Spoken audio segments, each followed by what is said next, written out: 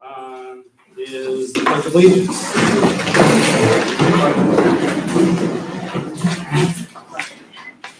I pledge allegiance to the flag of the United States of America and to the republic for which it stands, one nation, under God, indivisible, with liberty and justice for all.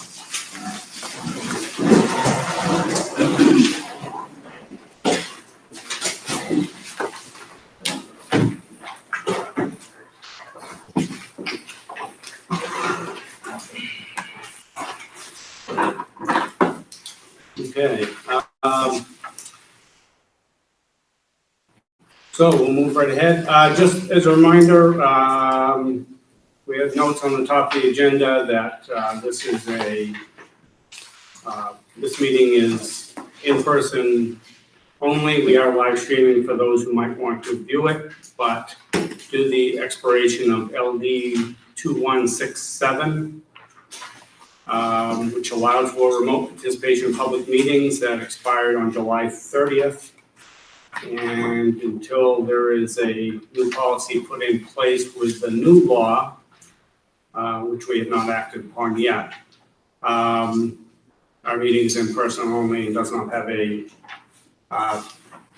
online participation option. So, all right. First up on our agenda is approval of minutes of June 21st, 2020. Do we have a motion to approve? So moved. Those minutes. Second. Okay, is there any discussion, corrections, deletions, otherwise? Okay, seeing none. All in favor of approving the minutes of June 21st? Okay, unanimous. The next up is approval of the roll of accounts, and there's quite a list of them. I guess I could have Amanda explain how that works. You'll see many for June 30th. That's the day we close out our fiscal year. So accounts payable took a chunk of some of the invoices they had ready to pay, paid them, and then as the day went on and things came in, they just did a few more rolls. So that's why you'll see 3 to 4 rolls on the 30th. 3 or 4 of small amounts, so. Yeah. Okay, so. Do we make a motion to approve as listed? We could, if there's no objection to taking them as a group, I'd like to move to take them as a group and approve them as listed. Second. Okay. Any discussion or otherwise? Okay, all in favor of approving the roll of accounts as listed? Unanimous. Thank you. Report of committees. Do we have any committee reports? Okay. Next up was public comment. What we are going to do is, assuming that most people are here regarding the reopening of schools, we are going to move that, if there's no objection amongst the board, to just before old business, where that discussion will happen, so that way it's more timely to the discussion. If there's no objection from the board, we'll move that down to just before old business. Administrators' reports. We'll start with Mr. Bell.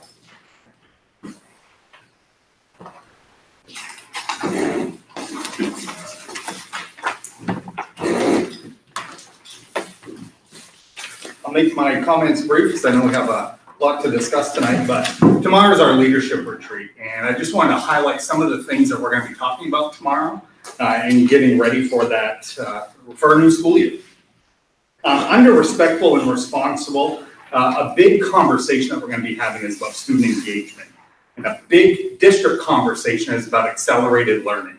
Is how is it that we're going to be aware of the learning loss that may have happened over the last year and a half? And then how are we going to respond and help our students respond to not just have the conversation about remediation, but how do we accelerate them so that we get them caught up to grade level and beyond?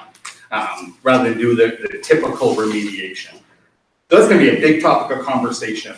Under teaching and learning, we're going to be talking about students as active learners. So yes, we're teaching, right? We're giving out content, but what are we doing to ensure that students are getting the content that we want them to get? How do we know as educators that every student in the classroom is getting that information? That's gonna be another huge topic of conversation. We're gonna look at remediation needs that students may have not passed some courses over the last year, and what is it that we're gonna do to help remediate those students to earn that credit that they're on track to graduate in a timely fashion. We're gonna look at diversity, equity, and inclusion awareness, and it's just talking about the interactions that we have as educators. How do we know that our interactions are having a positive impact on our students, both positive and negative? Under our academic goals, we're going to be looking at the data that departments are tracking, the data that they're collecting. What are we doing with that data? And more importantly, what data might be missing that we can use to help with departments setting goals? So big conversation around that.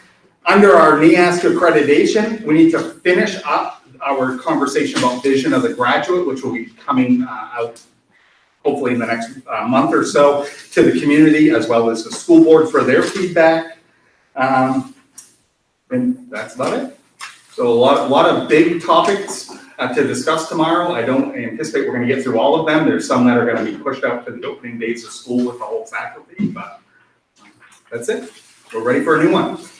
Okay. Any questions for Mr. Bell? As I run away. Right. And I will say it was nice seeing the kids in the building today. First day of the sports season. Yeah. I have a question.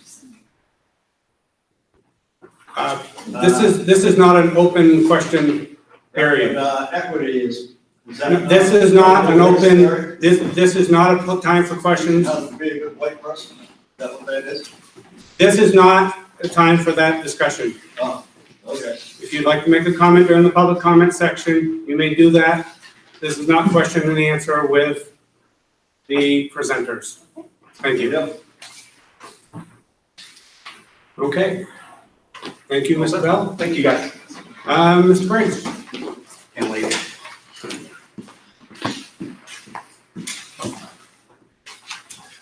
First of all, I'd like to welcome everyone back. We had a number of new hires, some pending board approval tonight, but I want to welcome Mr. Preble back as our assistant principal. We've hired a new school counselor this summer, just in the recent 2 weeks, Mrs. Hersom. Hope Winkin is our new JMG specialist, and we have 2 new science teachers this year in the 7th and 8th grade. In 7th grade, Mitchell Walston, and John Marshalletta, again pending some board approval tonight. So we're very excited about our new hires. I won't echo what Mr. Bell had just said, but the one piece I would add is the social and emotional component for middle school. It was one of our focuses last year. The mental health component for our students to work on in our leadership retreat tomorrow. We've been working on scheduling this summer. Mr. Preble and I, our school counselor, resigned a few weeks right at the beginning of the summer, so that's been one of our focuses, and continue to work closely with our team of administrators and Mr. Tibetot on this school year. In the end, I believe that is all I have. Any questions? Very good. Any questions? Thank you. All right. Thank you, Mr. Briggs. Ms. Gower. All right, thank you. So I was going to say some of what they said, so I'll condense mine. So we are super excited to have, be starting a new school year with all of our students every day. There has been lots of cleaning, organizing, preparing for the school year that's been going on. Our custodians have done a tremendous job this summer. Our teachers have been in off and on all summer, and this week in particular, I've seen today, there was a line at my door, so people are ready to get started and they're excited to be doing so.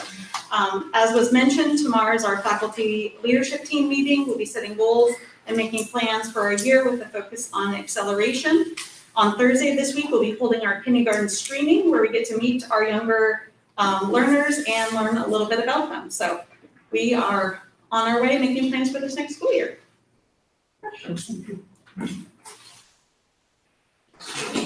Okay. Very good. Thank you. Any questions? Erica, thank you. All right. Well, we'll hit our assistant principals if we could. Mr. Price, did you have anything to add? Music. Whoa. Now you have to sing. Be careful what you wish for. I might want, just turn the microphone on.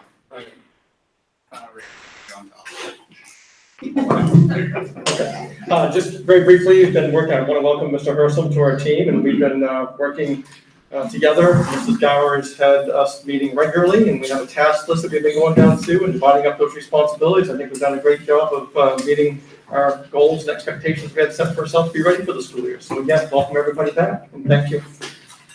Thank you. Mr. Hurston, did you have anything to add?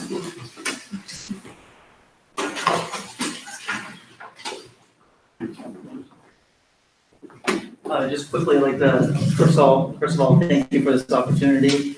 I've enjoyed my summer working with Mrs. Gower and Mr. Price. And the work we've been doing in the school, and I'm looking forward to the start coming right up. Thank you. Thank you. I'm sure they will find plenty for you to do. It's not a shortage. Mr. Bartle, welcome back, by the way. Yes, thank you. It's nice to be back. I've spent a lot of time this summer just trying to get caught up with Ms. Bell and Mr. Briggs on all the stuff that's happened in the last year here in Winslow. And, the stuff that they mentioned we're going to be discussing tomorrow with our group. So I'll spend probably half the day or a little more with Mr. Bell and his staff, and the rest of the time with Mr. Briggs and his group. Just, offering my input what I can, but also seeing where they are and trying to hit the ground running when we get everybody back in school and things start back up again. So I'm looking forward to it, and thanks again. Very good. Thank you. Any questions? All right. Let's see. We got Kelly Phillips. Anything from buildings and grounds? Just a little bit. So. Well, we've been working all summer to get to this point, and we're excited. We've got the 6th grade all moved over to the elementary. They've moved in. They're excited to be here. They're very pleased with the classrooms. These next few weeks, 2 weeks, it's going to be getting ready for the athletes, getting ready for the students to come in. We're putting up the last of the finishing touches, tackboards, whiteboards, and such. Charlie McCann has been working diligently on the fields, getting them ready for the athletes, getting the fields all lined and ready to go. And our fields this year look beautiful. And thank you, school board, for approving our purchase of the 2 new water wheels, because it has made a difference. Our fields are beautiful. We had the sports field up the other day, taking a look, and they said the best in the area. I said, good, that's just what I want to hear. But everything's going fine. We've worked hard. The custodians have worked hard. The buildings are spotless, and we're excited to be here. Thank you. Any questions for Kelly? Okay. Jennifer? Welcome, Jennifer. Ian, first, special ed. I can be careful with these. 15 minutes. Hi, I'm Jennifer Gagnon, Special Education Director. Just an update, we finished out our summer program. We had a successful 3-week summer program.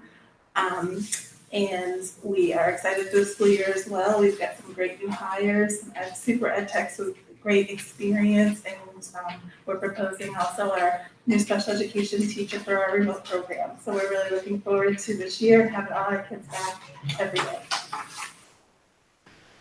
Any questions for Jennifer? Thank you. Mr. Burgoyne. I will walk up there because I'm going to be really brief. Today was a great day. Our student athletes were back on campus. We saw a lot of smiles. We're looking forward to a great fall, and I hope that we'll get more student athletes out, but the numbers are good today, so it was a good day. Yes? Always have a question for Jeff. Do you have any positions remaining that are still unfilled? For an assistant football coach for the varsity, yeah, still have that open. Yep, that's the only opening we have, but it was a great day today. Thank you. Jim, I've got one. Jim? Yes, sir. You said the numbers are up, they're up from last year? I haven't, all I've got is a tentative roster, so I don't have official numbers, but they look like they're going to be up. Okay. When do you expect to get the official? We'll have them by Wednesday. Okay. Very good.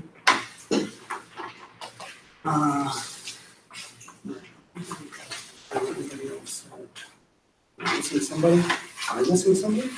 All right. Other than, I don't know, Mary Beth, did you have anything from the WEA? I'll wait. Let's see. Mary Beth? I'll wait. You wait, okay, very good. Ray Karen is here as chair of our town council. Did you have anything to, No, I'm just Pretty fast. interested in the information that everybody else is. okay, Thank you for asking. thank you, Ray. All right. Guess that's it on the administrative reports. Finance assistant reports. Amanda? Yes, real quick, this time of year, there's not a whole lot to talk about with the budget abstract. We passed 11.78% of our fiscal year and spent 10.95% of the budget. You might notice, excuse me, that technology has spent 51% of their budget. You probably remember Will talking about the Melty program. And this year, the state had the schools buy the student laptops upfront out of their local budget. And we spent about $73,000 and we will be reimbursed all of that. Very good. Any questions for Amanda? All right, very good. Superintendent report, Peter.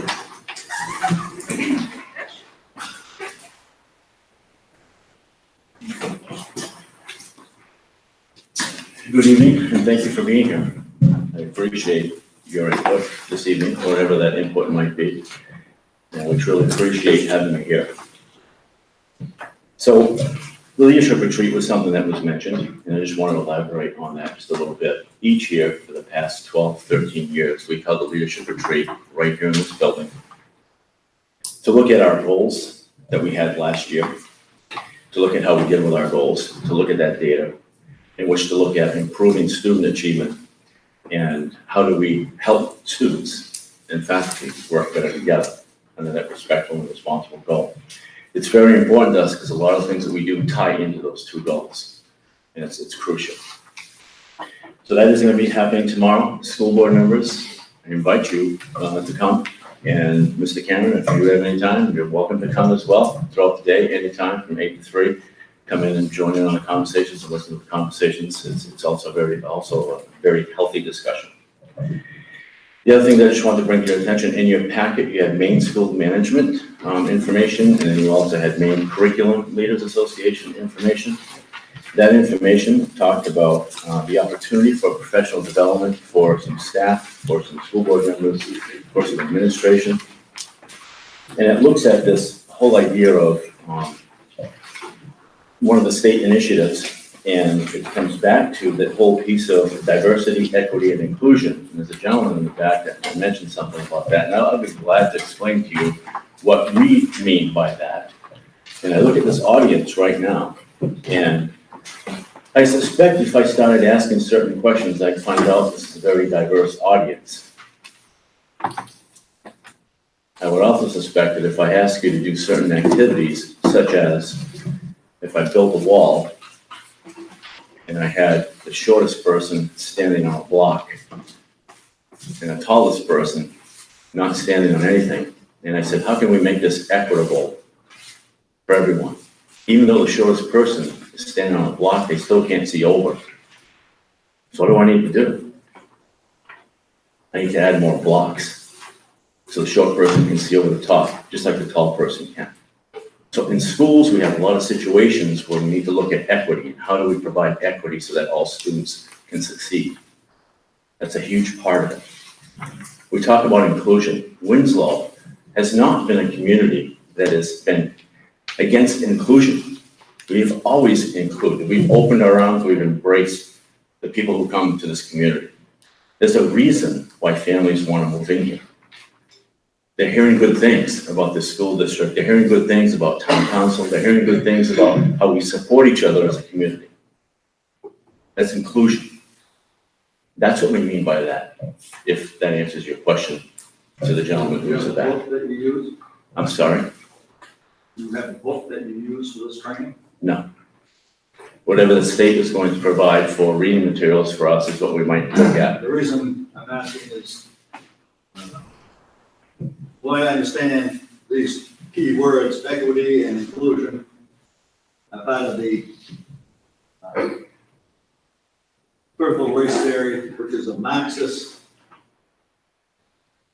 thing that was used by Hitler and then to facilitate training people to hate the Jews and so forth. And I didn't know if that's, I've seen other things, and I know Waterville has a book by Frederick, something that was along this lines that they're gonna be training their teachers on, which is the same thing. And it says how to be a better white person. Sure. And Let me explain that, because I know. want to show that that's not what you're. Yeah, no. Critical race theory is a term that kind of was back in the 70s. Critical race theory, depending on how you define it, this is not how we define it, this is not what this is about for us. When you look at critical race theory, it's something that is taught at a higher level, usually a study of society. Racism has impacted the policies of society. It's usually something you'll get at the collegiate level, not something you get in public schools. So in reference to the book that you just mentioned, you're absolutely 100% correct. I don't want to deviate and deflect here because that's not what this meeting's about. But that story is being used, that book is being used. And the reason that it was chosen is because it's a person's story. And you can't argue a person's story. And that person is a person of color who attends a predominantly white high school. And what that person talks about are some of the things, the experiences that happened to him being a person of color, and some of the comments that were made, and how he sometimes didn't react to them, but now wishes that he had. So the reason it's called Becoming a Better White Person is because he is trying to bring those comments to the attentions of others and make us think about the things that we say and are they hurtful. That's what that book is about, no more, no less. So when you talk about diversity, equity, and inclusion, absolutely that book talks about, it gets at those pieces. But that's what we do in schools. So is it teaching our kids to hate this country? Are you guys teaching against the flaws of communism? No? No. Yeah. Absolutely not. See where I'm coming from here? Am I teaching against the flaws of communism? Yeah, against communism and stuff. Are you teaching our kids the dangers of the communists? Well, one of the things that you can do, and I invite you to do this, is to look online. You can find our curriculums online. You can have a conversation with our curriculum coordinator to see the things that we do teach.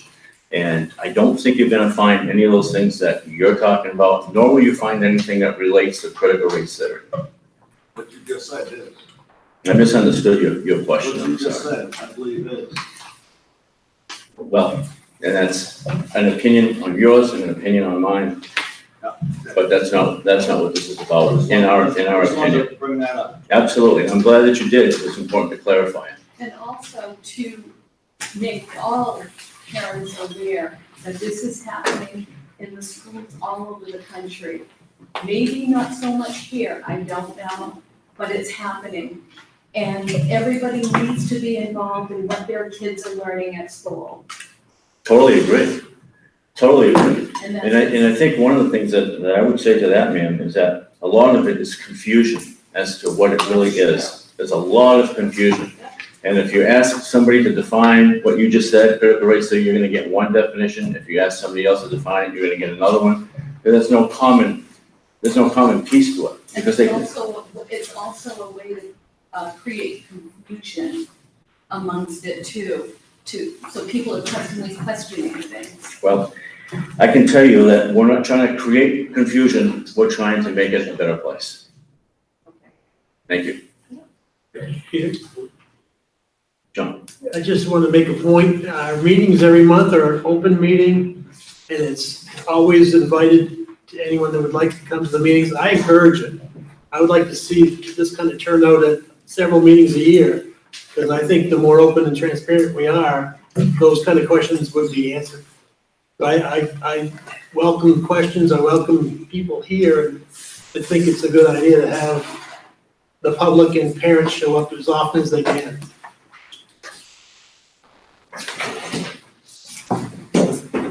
Any other questions for Peter from the board?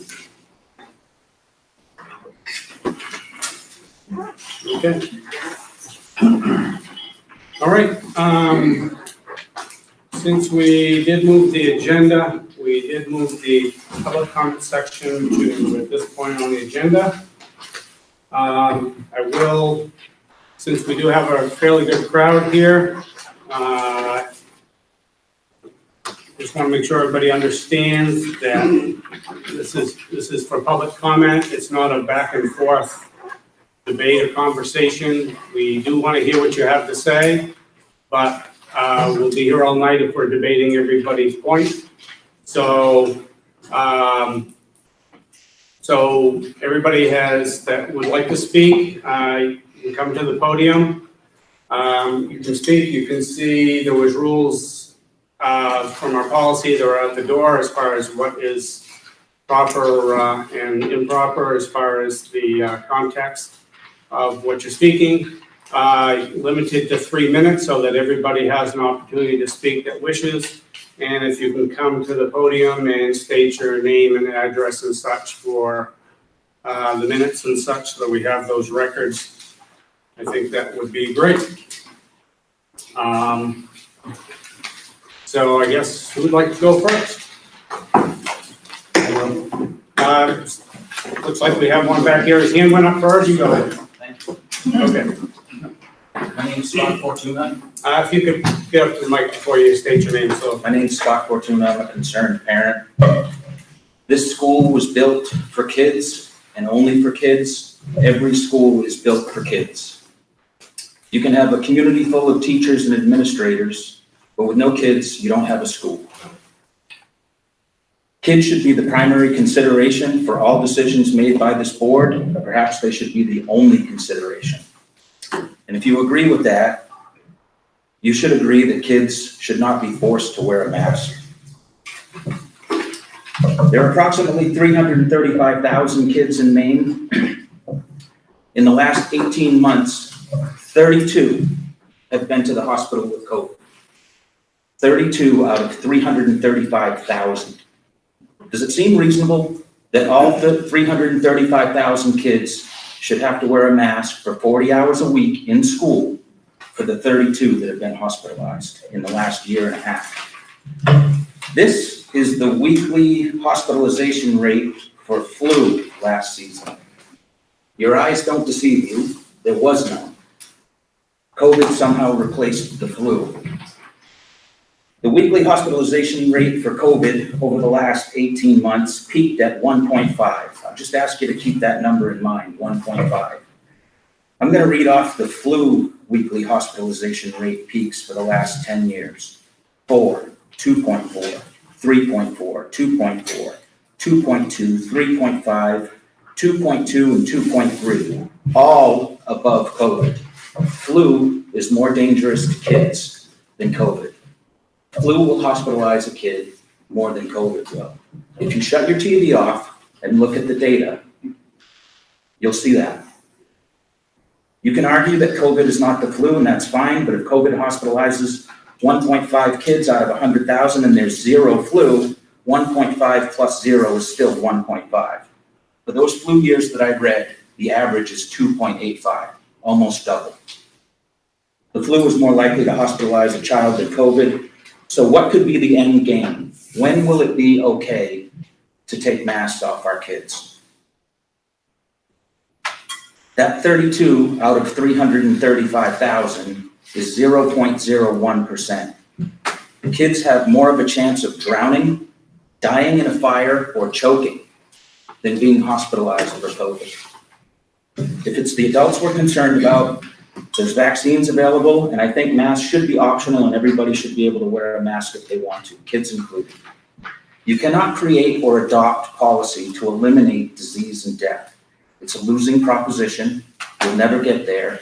If that's the goal, we're just negotiating against ourselves. Thank you.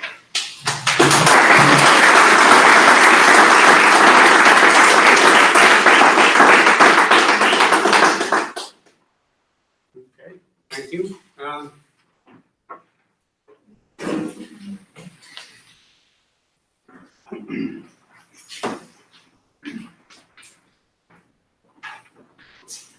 My name is Eric Blaisdell. I'm a concerned parent. I live at 69 Dunbar Road in Winslow. I have 3 boys that attend this school. One of them is my stepson.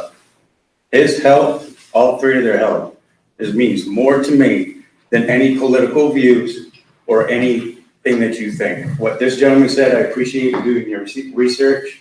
I worked so much I didn't have time to do the research. But I know that COVID has killed less than the flu. And you're forcing my child to wear a mask, hindering his immune system, not allowing his immune system to grow, where they need to be exposed to germs, and they need to get sick so their immune system can develop. If you want your child to wear a mask, it's your choice. Have your child wear a mask. I refuse to let my child wear a mask and come to this school, and they will not. And if I have to find another school for my child to attend, I will move out of this town, and I will do so, as that would cost me hundreds of thousands of dollars to sell my house and move. Do that for my child's health. Because 20 years from now, we're going to have kids dying of the flu if you continue to hinder their immune systems. The mask mandates have been lifted. My child will not wear a mask and attend this school. And if you want to force them, then you're taking my parental rights away from me. And you cannot do that. My parental rights gives me the right for my child's welfare, my child's health, his medical, and his schooling. It is my decision, not the school boards, not the governments, not the CDCs. This school is a government institution that has to answer to the government and to the CDC. I will not tolerate our government's lies or CDC lies anymore, and I will not live in fear because of what this country has done. So my kids are not wearing masks. You guys can do what you want.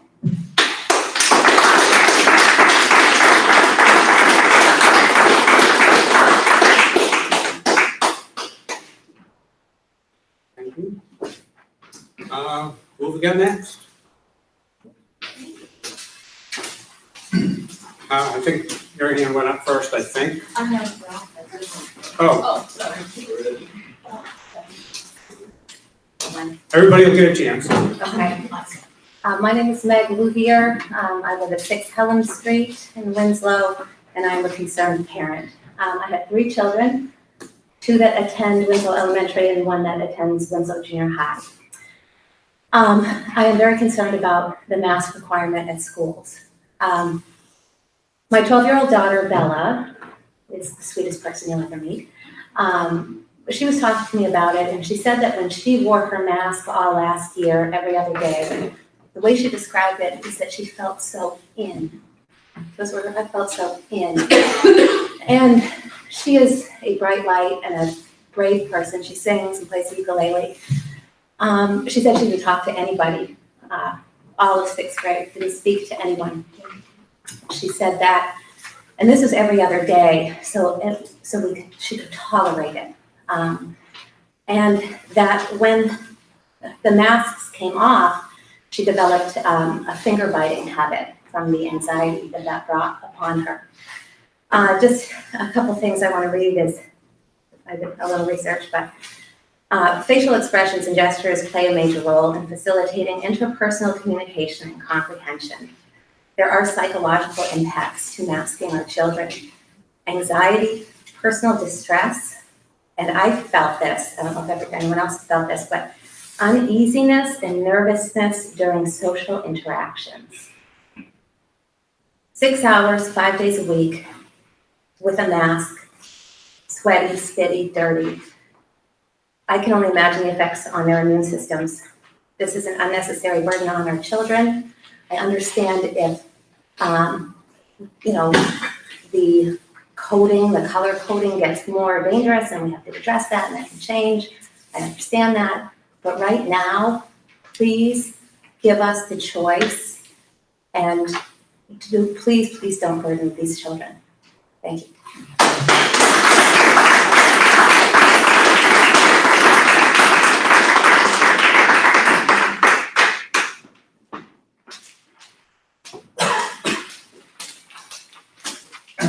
Scott and Gail Young, Abbott Road, Winslow. If everybody would bow their heads, please, for a minute. Our Father, who art in heaven, hallowed be thy name. Thy kingdom come, thy will be done, on earth as it is in heaven. Give us this day our daily bread, and forgive us our debts, as we forgive our debtors. Lead us not into temptation, but deliver us from evil. For thou is the kingdom, and the power, and the glory forever. Amen. Point of order. I'd like to make an objection. This is a public meeting. This is a free America, last I know. God and country, sir. God and country. Thank you, God please. brought us- Take my God brought us to this country to be free. The order is that you can Please continue don't with your talk public about comments. But you. Excuse me. Earl, Okay, there we go. Yes. your point has been noted. Are you proceeding with your public comments? Yes. This is not, we're Thank you. not reciting other things now, You already did. okay? Thank you. I'm just gonna, I just highlighted things that I've been reading about the mask, and these, it said wearing masks comes with a host of psychological and psychological burdens. These can interfere with task performances and reduce work efficiency. A national Taiwan University a low level of oxygen in the blood weight. Hospital concluded that the use of N95 mask in healthcare workers caused them to experience hypoxemia, a low level of oxygen in the blood, and hypercapnia, an elevation in the blood's carbon dioxide level. Studies of simple surgical masks found significant reductions in blood oxygen as well. In one particular study, researchers measured blood oxygenation before and after surgeries in 53 surgeons. Research found that masks reduced the blood oxygen levels significantly, and the longer the duration of wearing the mask, the greater the drop in blood oxygen levels. Moreover, people with cancer will be further at risk for hypoxia. Furthermore, the mandatory mouth mask in schools is a major threat to child's development. It ignores the essential needs of a growing child. The well-being of children and young people is highly dependent on emotional connection with others. Masks create a threatening and unsafe environment where emotional connection becomes difficult. Forced masking is a regulatory minefield filled with potential for abuse. And I can go on, but I'm not going to. As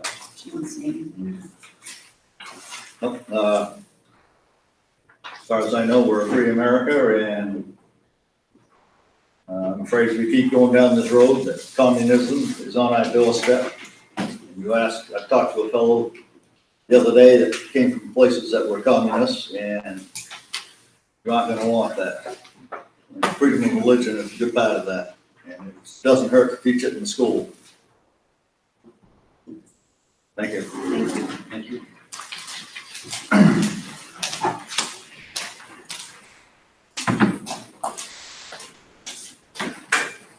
Thank you. I guess it would be appropriate to remind people that the speakers are, let's see, where do I find this here? So we're open for the microphone? Yeah. I think that's what you're trying to say.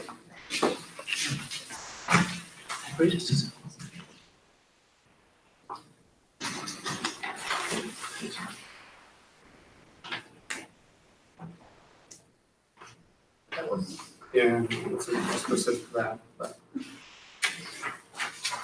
I know it's here somewhere, but anyway. I've asked that comments are directed to the board, and it's not an interactive thing with members of the audience and so forth. It's comments only. Okay? Great. All right. And you can proceed whenever you're ready. Thank you. My name is Ben Carlson. My wife and I graduated from this high school. We have 2 children that will be attending the school in the fall. It's a parent's job to choose whether or not we're going to mask up our children. It does not fall to the school. Parents know what's best for their children. The school board needs to give the choice to the parents whether we mask or not. Thank you for the statistics. I have the same statistics here. It's obvious that this is this virus is not any worse than any other flu season that we'll continue to have. You can't vaccine and mask viruses out. Children have fundamental rights to education. Parents have the right to govern their children. If mask wearing is mandated, two things must be proven. One, that there's compelling interest. Clearly there isn't, and no less drastic alternative.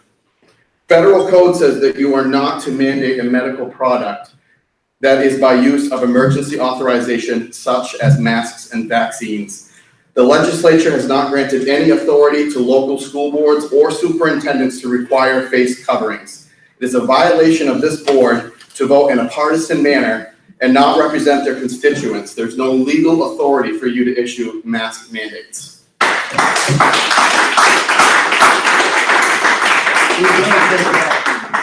What are the consequences if my child shows up to the school without a mask on? What are the consequences going to be? Lawsuit. I address the board with that question. This is not a question and answer session, it's comments. Where do we get the answer then? How would we get that answer?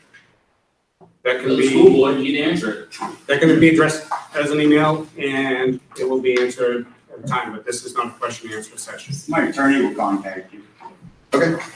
And then also, I'm just curious how you guys are all appointed to the board and what does that process look like? And when does it happen? When do we vote?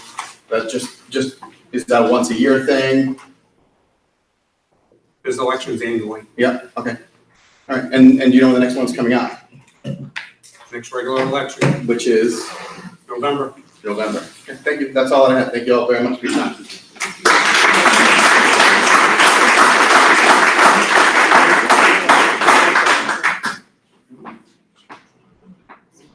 Who do we have next?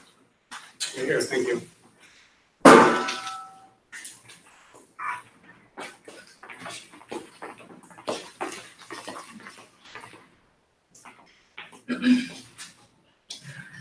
I'm Lisa Folsom. I live at 506 Mall Road, and I'll keep it short, to the point.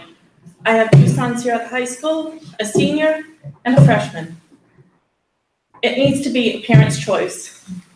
We bring them up, we raise them, not the government, not the school. Okay? And it needs to be left up to us. I will also say my kids recently got vaccinated for more than one reason. The mask, it does hide their facial interactions with their teachers. How are they supposed to build their immunity? My oldest has one of his organs missing due to a severe snowmobile accident. How is he supposed to build his immunity? My youngest has an IEP plan. How is he supposed to communicate? There needs to be no mask.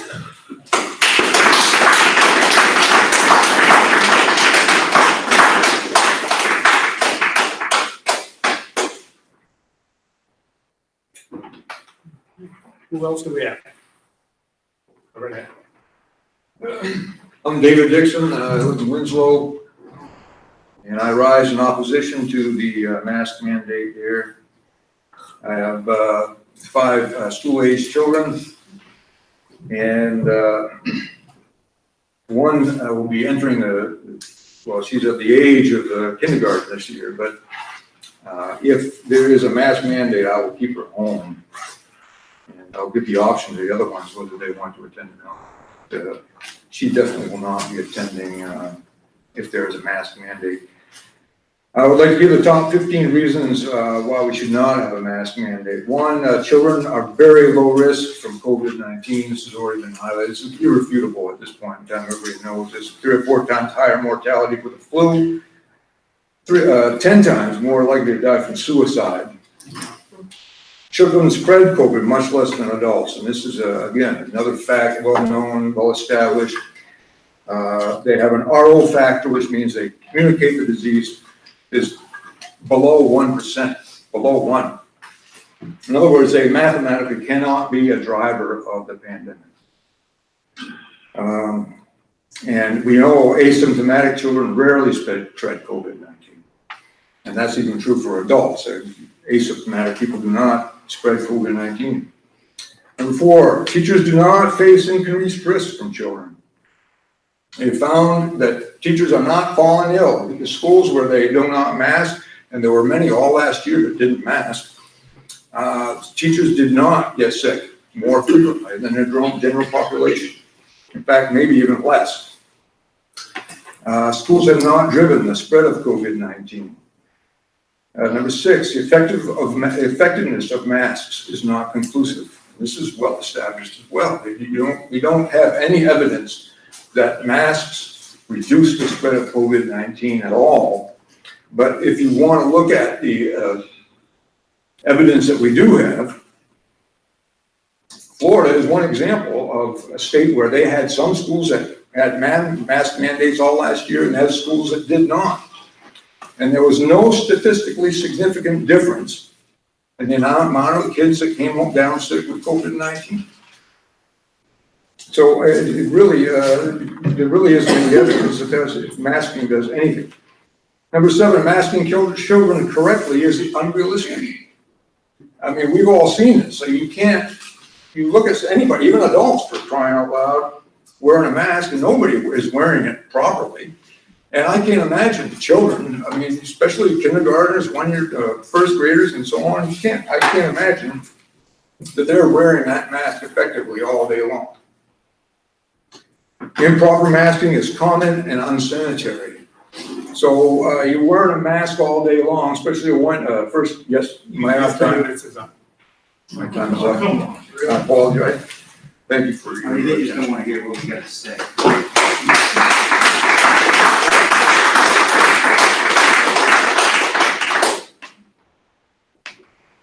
Mr. Chairman, at the end of our comment time, if there's extra time available, could we let someone come up for a second comment?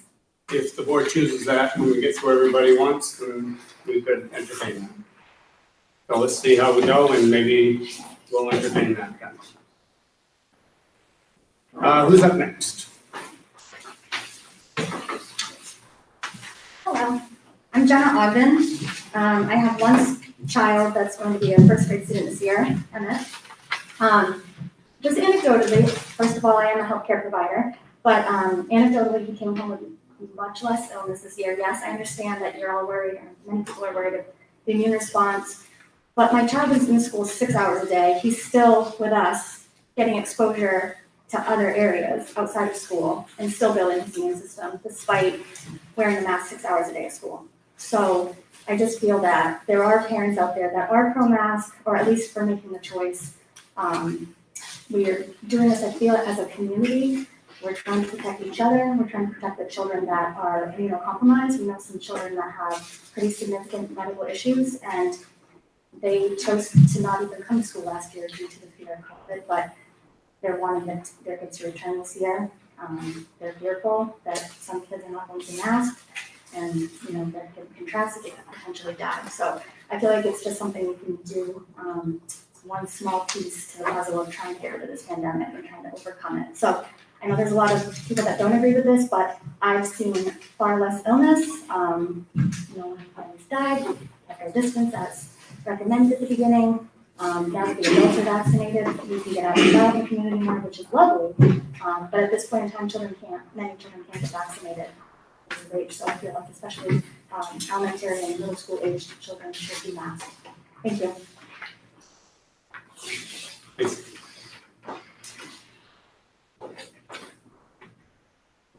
Okay, who else do we have?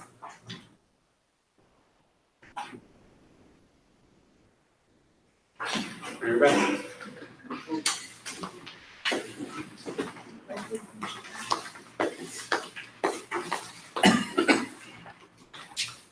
Good evening. I am here as the Winslow Education Association Vice President, and our leadership team and members have come up with a statement in regards to this topic. The leadership team of the Winslow Education Association believes that the two most important issues regarding the 2021-22 school year are the health and safety of all Winslow students, faculty, and staff, and that students should be afforded the opportunity to attend school 5 days a week. Therefore, it is the position of the WEA that the Winslow School Board should adopt the policies that follow the latest recommendations from the Maine Center for Disease Control, including the wearing of masks in school. We further believe that the Winslow Public Schools should participate in voluntary pool testing as another means of mitigating the effects of the COVID-19 virus. We believe that these policies will ensure fewer incidents of quarantine and that student learning will become more stable by minimizing the disruptions to the school year. It is a fervent hope of our association that these recommendations will change and that we will all be back to normal sooner rather than later. Respectfully submitted, Michael Thurston, the WEA President, Mary Beth Burgoyne, Winslow WEA Vice President, Melissa Turner, WEA Treasurer, Association Rep, James Grayback, Association Rep, and Beth LaFountain, Association Rep. Thank you.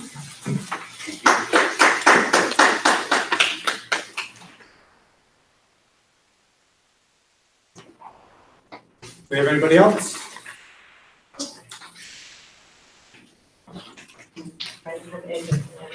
My name is Amy Bouget. I'm a concerned parent. I live at 62nd Street in Winslow. My question, although I'm sure it won't be answered, is when do our kids' mental health become as important as their physical health? When do the high school kids get to have their lives back? The things that they're missing out on, homecomings, proms, going to watch their friends play sports, pep rallies in the gym. When do they get that back? Because right now, if they're having to wear a mask on their face, that means there's still social distancing. That means we're probably not going to have dances, correct? That means we're probably not going to be able to sit next to each other in the gym for pep rallies. These kids are all with each other in heaven all summer long. So the fact that we're going to come into school and then all of a sudden we're going to have to put a mask back on, it doesn't make any sense. We can go to a restaurant and we have to wear our mask to the table, but we can take it off to eat. Why can't our kids at least take them off at the desk? I know my daughter last year said she was yelled at constantly for just talking to somebody while she was eating lunch without a mask on. It was 10 feet away. This is ridiculous. She doesn't want to come to school. And quite frankly, I'm concerned about her mental health. I'm concerned about her mental health. And I feel like probably everybody else here, especially at the high school level, not necessarily the elementary school and junior high, but maybe junior high, these are things that they don't get back. I can't replace the prom that my son's never going to have. I can't replace the homecoming dances that they're never going to have. And all of the things that go along with the high school experience. So I appreciate that everybody has their opinions, and some want a mask, some don't. It should be our choice. I have raised 2 children to the ages of 17, almost 18, and 16. I haven't killed them yet. I think I've made some pretty damn good parental decisions. So let it be my choice. If you want to put your kid in a mask, by all means, put your kid in a mask. Keep them home. But the rest of our children who don't want to wear a mask, who are not afraid of the fact that no child who wasn't already severely ill has died from COVID. More kids died from the flu in the 2019-2020 flu season. This is ridiculous that we're doing this. And like somebody else said, why can't we have it? Let's start now with no masks or your choice. Let them choose. If we get to a situation with the Delta that we are in a red zone or whatever, then maybe let's throw some mask mandates in. Wear it in the hall. But when you're sitting at your desk, how is that any different than going out to dinner and being able to take it off there? It doesn't make any sense. So that's my 2 cents, and I really wish that you guys would consider everything that we've had to say to you with folks today.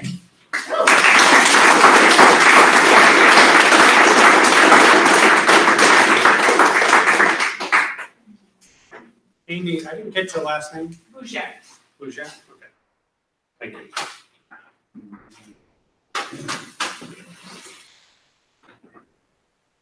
Do we have anybody else? Okay, we're giving them a second to see. All right, not seeing any hands. Ms. Erickson. I'm terrible with names, even though I've known you forever.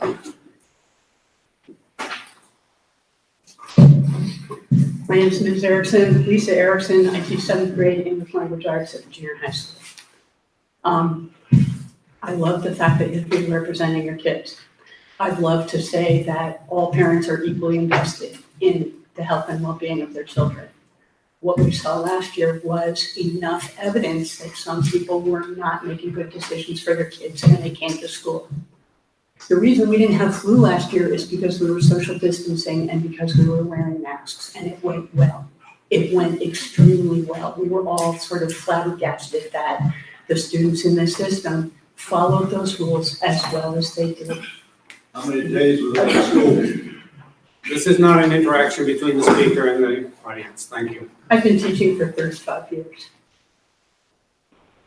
And in that course of time, I've lost about 10 students for various reasons. And I never, ever want to be in a position where I have to interact with you and say, I'm sorry, we did everything we could, and yet your kid got sick at school. I'm not worried about kids getting me sick. I'm worried about in my classroom environment, something happens where things got loose and a kid gets sick. You have no idea how profound that is to be in that position. I believe in masks.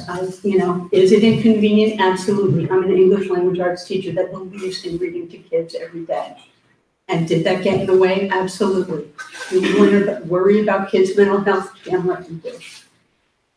That is foremost in our minds. And we understand that some kids have anxiety and it makes it worse. Absolutely.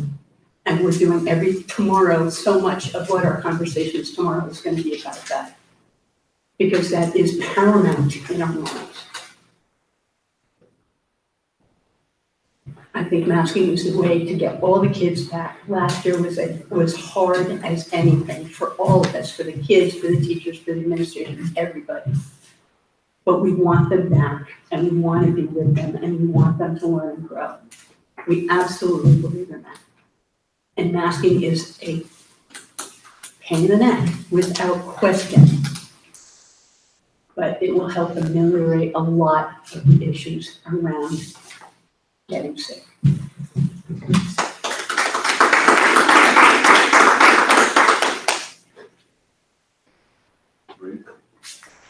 There's anybody else?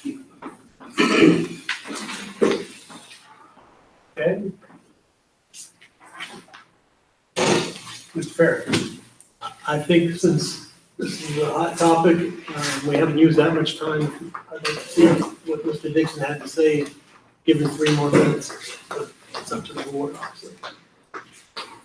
If there's no objection to the board, give Mr. Dixon another 3 minutes. Thank you. Thank you, I appreciate that. I'll try to be quick here to finish up my 15 points. I just wanted to, I do want to say that, if we're doing this for the children, then we got to think about the fact that the children this is not a dangerous thing for children. We keep hearing that it's for the children, we're doing it for the children. Problem is, children aren't dying from this, they're not even going to the hospital for this. We didn't do this for 100 years, and we have to be with the flu, which is much more deadly. So I don't get it. Anyway, masking for children, improper masking, common unsanitary. Children are going to the bathroom, they're using the facilities. I don't know how many of them are washing their hands, but then they're touching their masks, they're itching their faces because their masks make their faces itch. It's unhygienic. Many places do not require masks for children. Somebody brought it up, we've all been going to church, we've been going to restaurants all summer long without wearing masks. And there are many states that have no mask mandates.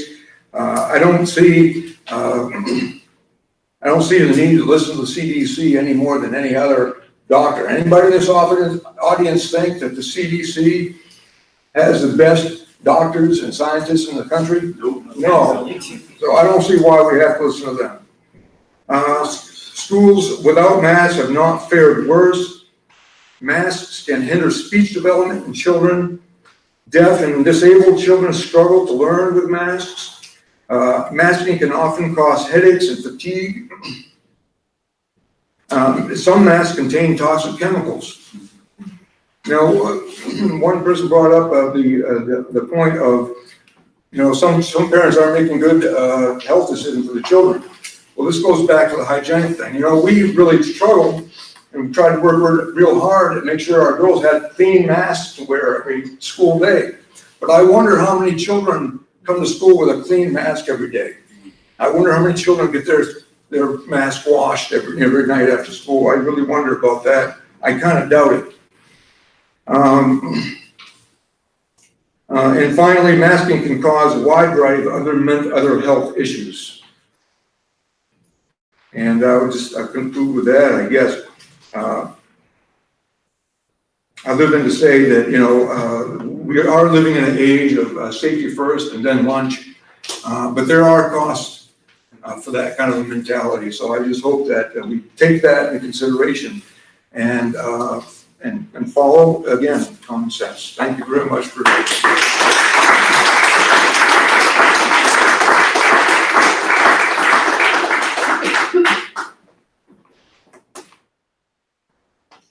Okay. I think everybody has their opportunity, so we thank you for that. We do appreciate the input. We don't often have crowds at our meetings, so that's it's good to get information from the public, and we try to do the best we can with that. So, given that, we will move on to old business, and the first order of business under old business is the reopening of schools.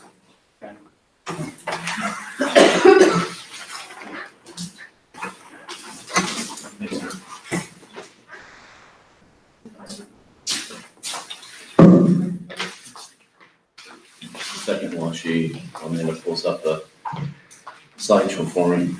The plan that is being presented this evening has some modifications to it because with COVID, things change all the time. As they learn new things about COVID and about the disease and now the Delta variant, they make modifications. When I say they, the CDC and the medical experts make modifications to it. So this is pretty important. You've heard about this. Many of you have talked about this and commented about this evening. You're concerned about the emotional aspect of this. You're concerned about your students not being in school. We are as well.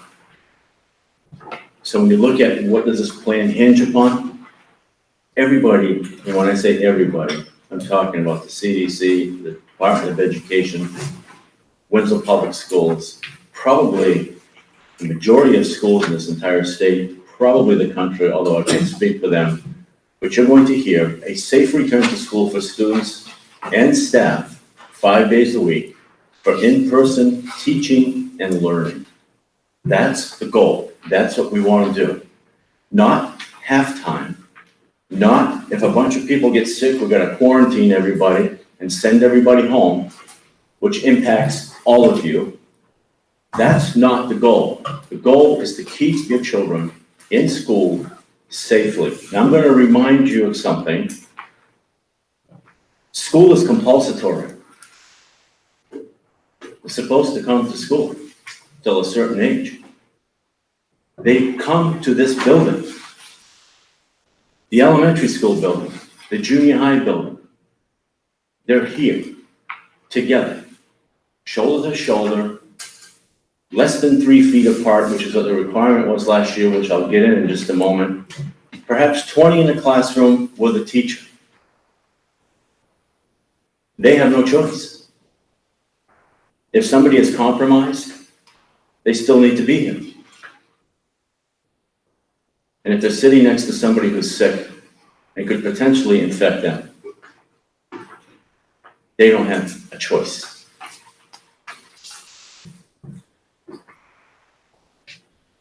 Who's guiding us? I've heard a lot about who's guiding us. I will stand before you and tell you that I'm entering my 41st year in education. And I know a little bit about being a superintendent, but I know nothing about being a medical doctor. And for me to stand here and tell you that I do would be a disgrace. That is not my role. My role is to listen to the medical professionals and listen to what they are saying as their expertise.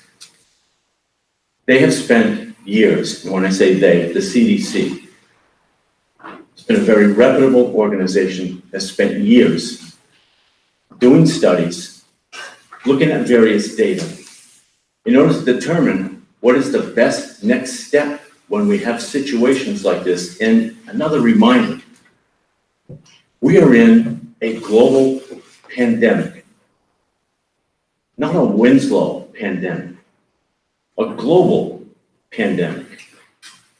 That's a whole different can of worms.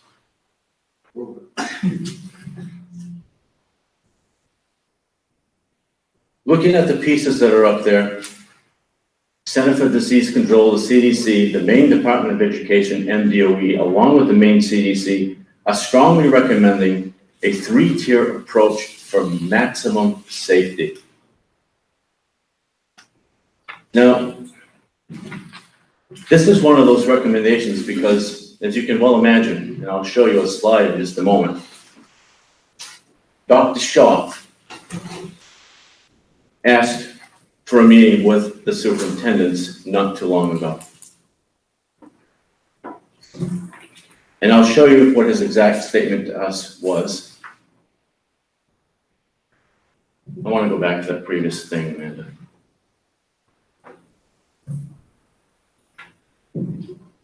When you look at the layers that you see here, vaccination, pool testing, mask for all individuals, regardless of vaccination status. I'll get into this in just a moment.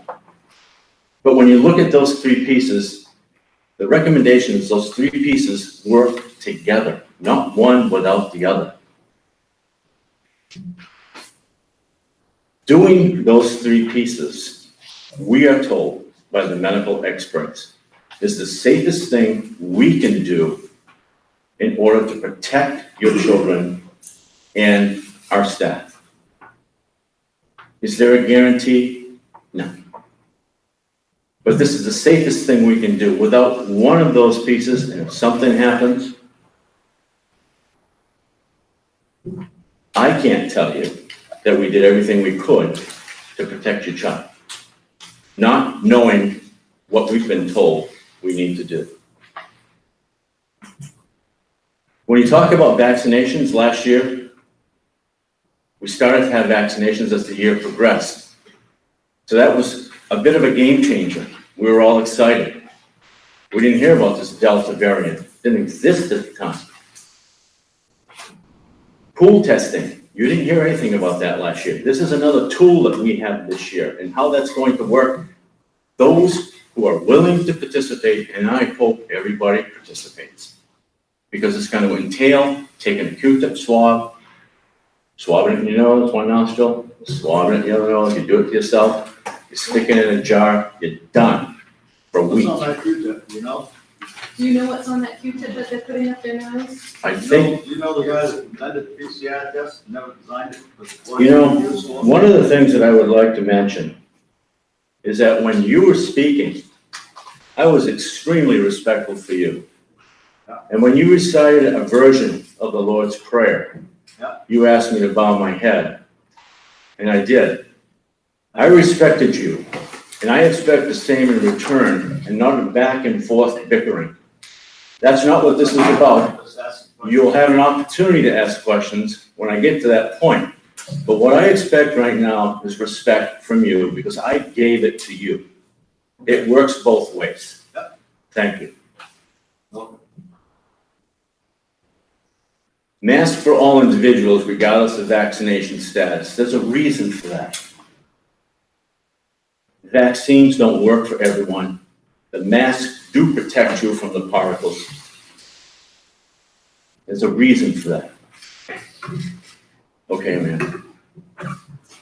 With Dr. Shaw, very clear. You've heard different things. This part of the state, if you're in substantial, if you're in a store, now they're asking you to mask up if you're going to the store. You're hearing different things. This goes back to we're in a school. We're in school. If you're in school, quote from him to us, everyone, teachers, staff, students, and visitors should mask up regardless of vaccination. Why? Amanda? The medical experts report that fully vaccinated people have tremendous protection against COVID. You said this evening. But it is not foolproof protection. Vaccinated individuals being carriers or getting the Delta variant are on the rise. If you look in the papers, if you listen to the news, just last week we had the highest outbreaks, highest cases in Maine since May. It's everywhere. It's not made up, it's real. Next slide, please. We're hearing that the Delta variant is more powerful. It's different than the other strains. It's twice as contagious, far more prominent, may lead to more severe illness. In addition, it is new. There's not enough information on the long-term effects and those contracting the virus, so we don't know. So you're playing with something that you don't know about because they haven't had time to study. Additionally, and this was mentioned earlier, the vaccine is not yet available to our youth, ages 11 and under, so they are left vulnerable. A little later in the presentation, I'm going to talk about last year, what happened last year, what's different this year. And I think you're going to see that some of the questions that you've asked will be addressed when I get to that point in terms of, is there some flexibility for your kids? I think you're going to see that, so just bear with me a little bit.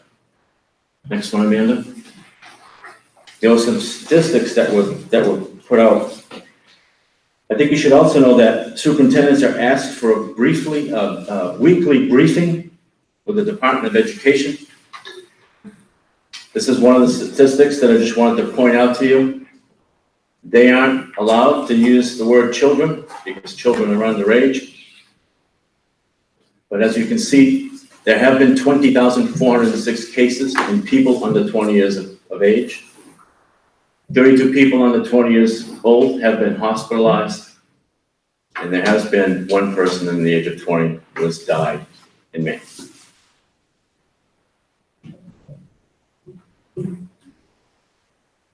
The CDC, national, US, CDC in Maine, our own medical providers, our nurses. We use the expertise of all of these individuals in order to make decisions on behalf of your children and our staff. I've asked Dr. Diaz to be with us this evening. Dr. Diaz is our medical provider. He is the Chief Medical Officer at Maine General. And I've asked him to say a few words on behalf of all of you and us. Thank you, Dr. Diaz. Thank you. I had no idea you got such a crowd. I'm Steve Diaz. I'm a physician. I've been here for 28 years. I trained in family medicine. I practiced emergency medicine. I've been the state EMS director. I've been the state's chief medical officer for the disaster team and the national DMAT team for Northern New England. My specialty is EMS, disaster medicine, and emergency medicine.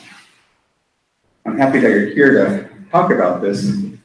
And one of the things that's really the crux of it is that viruses are all different. So taking the common cold or influenza and extrapolating that to coronavirus has been a mistake. COVID-19 is more infectious. It also does a weird thing. If it takes 1,000 particles of flu virus to give you the flu, if you get 10,000 or a million particles, you still have the flu. And your severity of illness isn't predicated on how many virus particles you have once you're above the threshold. COVID-19 is different. If the threshold is 1,000 particles, and you get sick at 1,000, okay, you get sick. If you get 10,000 particles, you get more sick. If you get a million particles, you get deathly ill. It is not the same as the flu. And that was the alpha variant, the first one. Delta is more powerful. If you go to Alabama Children's Hospital today and look at their webpage, their hospital is full. COVID-19 kids in Alabama have filled the hospital, 5 kids on beds. I hope they all survive. We've never seen this before. For all your history buffs, 1918 flu, where we didn't have the tools we have today, took 12 years to even out. 12 years, not 1 year. In March 2020, when I heard about this, I thought it'd be 2 years till a vaccine, and I thought 10 years till we had some semblance of 2018 again. I may have underestimated.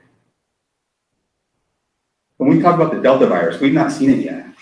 We've seen it, but we have not seen it. More dangerous, highly infective, and kids do spread the disease. And what the difference is, back in the 1400s, when the Europeans came to North America, it wasn't smallpox that killed everybody. It was their version of the common cold. It was a coronavirus. And it attacked the adults, the First Nations, Native Americans, and not the kids. Sound familiar? Same thing going on here, on a pandemic level. The only way out of this is to look at the numbers. Now, one of the problems with mass media today is you all have numbers. So let me give you the numbers as the raw data goes. 2018, 2019, there were about 8 million cases of flu internationally. It wasn't a bad flu year, 500,000 deaths. And in the first coronavirus year that just ended, only 2 million. To that same extent, you have 4 million deaths. It's 8 times more deadly on the aggregate. So why do people have different numbers? Well, it depends on what database you're grabbing. In the US, we have more facility controlling what we do than everywhere else. We have to look at the aggregate. So for the US, we had no flu season because all our COVID-19 mitigation strategies worked. COVID-19 didn't replace the flu. Our strategies worked much better on the flu because the flu is a weaker virus. So now we have COVID-19, not the Alpha, we have the Delta. We know it's peaking off nationally. I've been here so long. I've been here for the H1N1. I had to go to Fairfield when a kid died in 2009 from H1N1. I'm old. We also made the mistake then of thinking we knew what was there before it got here, and we didn't. And something very interesting happened with every epidemic, not pandemic, epidemic in the US. Maine is always the last state to be infected, and I don't know why. That is true. So we have a chance now, seeing what's happening across the nation, to say what's the best strategy for the children, the staff, the teachers, to have kids in school, because from a medical perspective, the most important thing is that kids go to school full-time and get the development they need. That's the goal.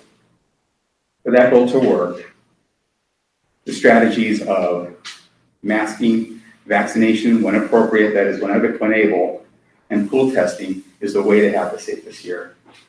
I understand the passion. I know I'm not going to convince anybody. I'm not Pollyannish. I'm giving you my opinion as a physician who's old, who has spent their whole career in EMS and emergency management and emergency medicine. And for that, I'm grateful to have this moment to talk to you. Thank you very much.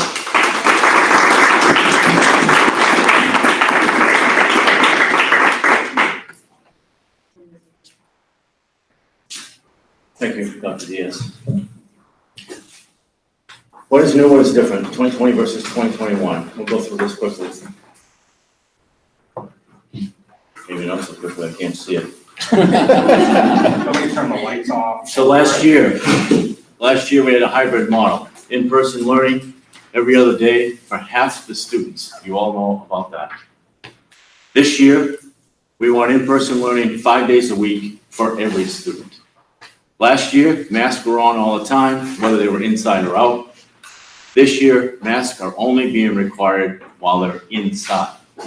They go outside recess, outside break, outside sports, no mask.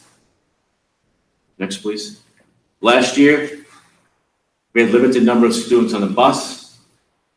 This year, students and drivers must wear a mask per federal mandate, but we are now able to sit 2 students to a seat, allowing for more flexibility, greater capacity to bring our students in. Obviously, we'll have charts, see who's seating where. This is a big one. Last year, social distancing required keeping 3 feet between students, making it necessary to use a hybrid model for class time. We couldn't get the kids in and follow the requirement. 3 feet of distance, we couldn't do it. You have 20 kids in a class, you can't do it. Later on this evening, you're gonna hear, if you stay, you're gonna hear that part of our CARES plan, which is federal dollars, to assist with learning recovery and to use for certain things. And one of the things that you can use this money for, and it is building, expanding space so that you can 3-foot distance and reduce the number of classes. And we're gonna talk about the possibilities of adding 4 classrooms to the elementary school as part of that project. This year, can you go back for a second, Amanda? This year, we have 3-foot distancing. It's still recommended, and let me explain that. With the other mitigation strategies in place, with that, more and more vaccinations, more and more people being vaccinated, with pool testing so that we can test and early detection,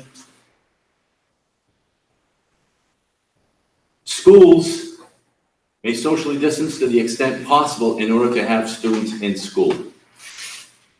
So, because we have vaccinations, because we're doing pool testing, because we're asking universal masking, they're saying to us, you don't have to do the 3-foot social distancing as a requirement.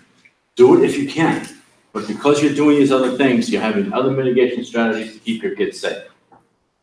That's huge. That means we can get everybody back. Last year, students were deemed close contacts for more than 20 minutes, had to quarantine unless masked and fully vaccinated.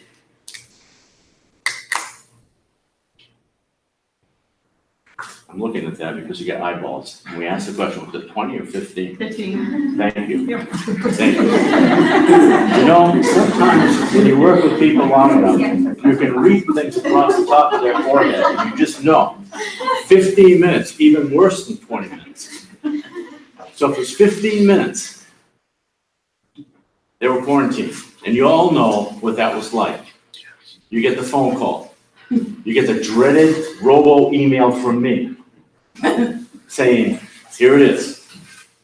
If we do those other things that are there, we can prevent that from happening this year, unless they're symptomatic, they're showing symptoms. Then obviously they will need a quarantine.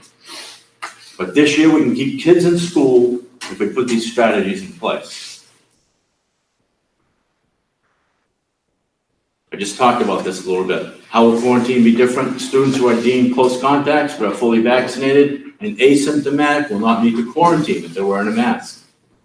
Students who are deemed close contacts and are participating in pool testing and are asymptomatic will not need to quarantine if they're wearing a mask. Those 2 pieces are huge. We didn't have that. And then the last one is new as of last week.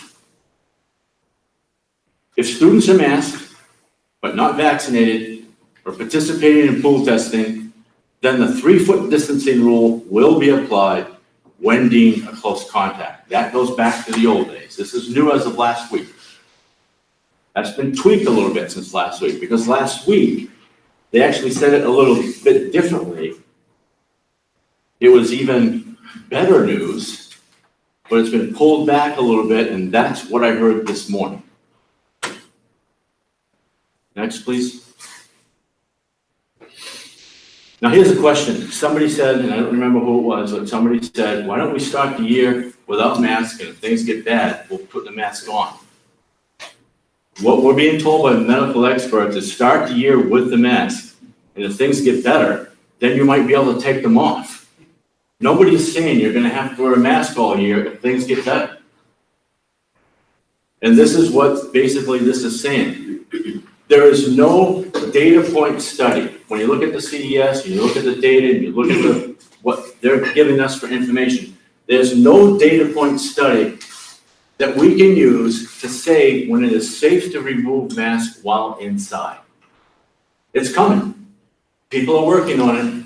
At some point, I suspect somebody is gonna say, listen, we studied all these cases, and we know that if 80% of your students and staff are vaccinated, we know that if 80% of the folks are doing pool testing, that's enough of a major tipping point. You don't need to wear a mask anymore because you've got it covered. We know that's coming.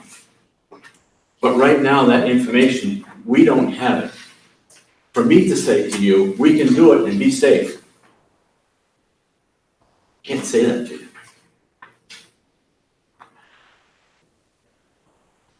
Also suggested that we work closely with our local medical providers, and Dr. Diaz is here with us this evening, and we work closely with him. I suspect other communities will work closely with their medical providers as well, and look at ways in which we can do what we just said.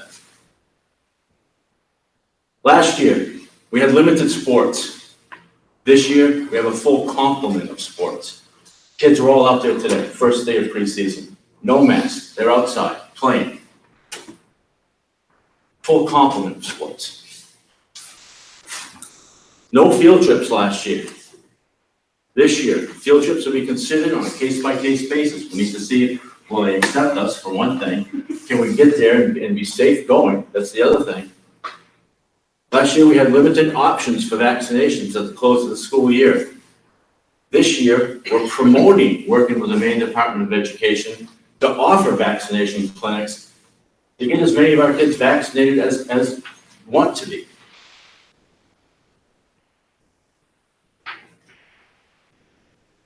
So, if you look at the big picture, we want all kids back every day, 5 days a week. We want them in school. We want them safe. Is that any different than any other year? You want your kids in school. You want them to be safe. They're being asked to wear a mask while inside to protect themselves. We're asking you to please allow your children to participate in pool testing. People are saying, please get vaccinated. And with those three pieces, we have the pieces that we have in place in order to provide the safest environment for your children and our staff.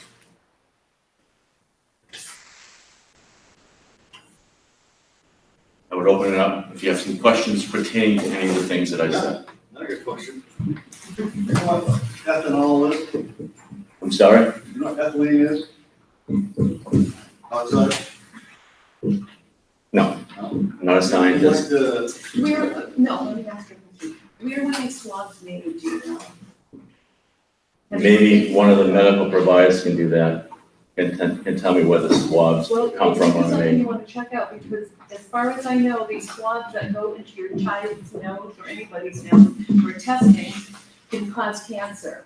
They're saturated swabs, saturated with ethylene oxide, and they cause tumors in the brain, brain tumors, a lot of other effects. So They're very toxic.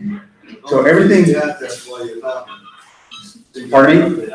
All the PCR tests.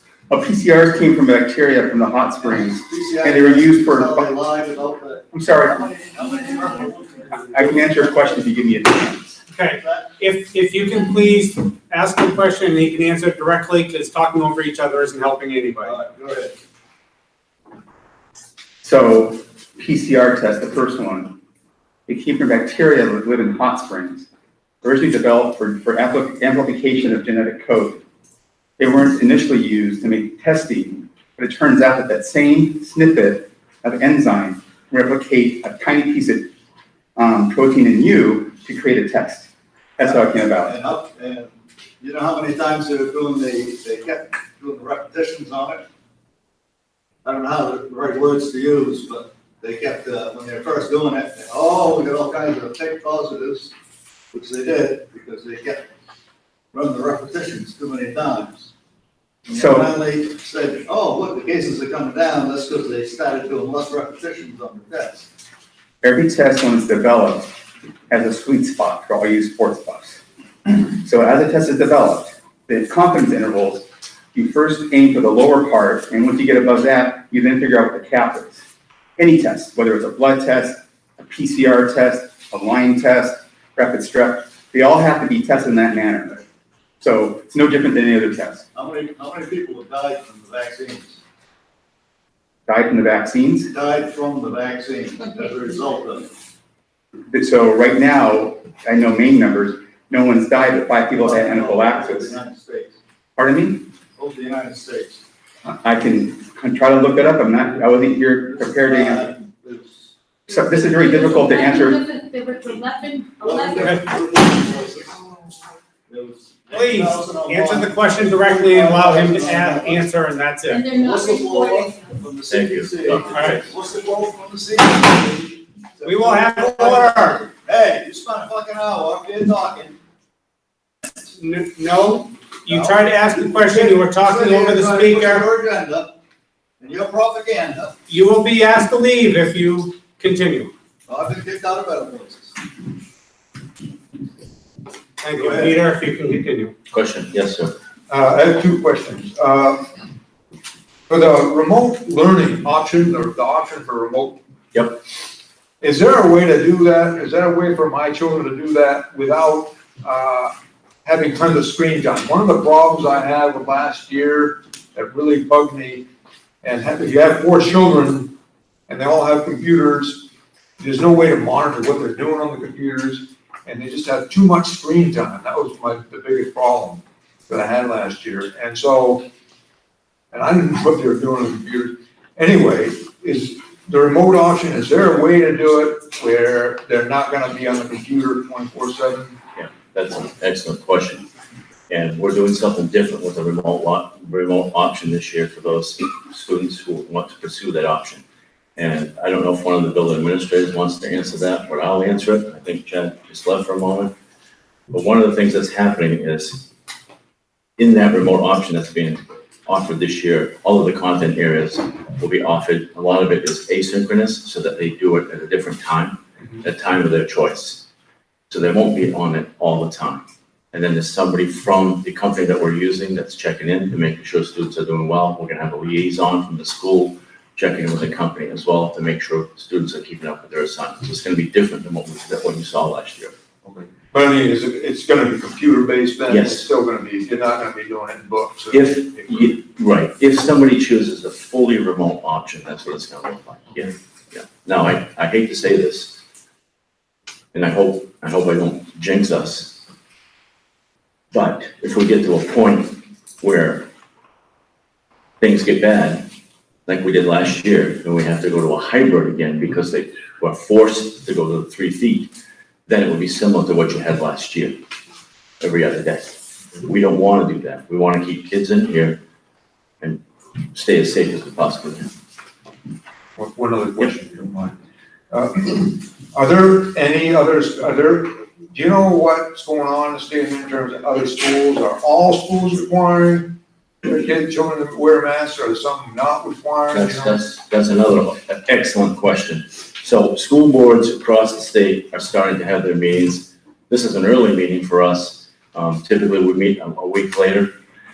Right now, what I'm aware of, you probably saw this, Bangor Public Schools are going fully masked. Augusta Public Schools are going fully masked. You've probably heard, read in the news that Skowhegan is going fully masked. Those are the ones that I'm familiar with right now. There were some in southern Maine as well. I believe Portland has made that recommendation as well. A lot of them are waiting for additional information. I heard that Pittsfield is not. I heard that I don't know about Pittsfield. Just a note on that, Temple Academy is not, and they did not last year. RSU 19 is also not, as long as the counties that they represent are in the blue, yellow, orange phase, I guess, I don't know what you call it, Yep. county. If they go red, then the administration has decided that they are going to pass. Thank you.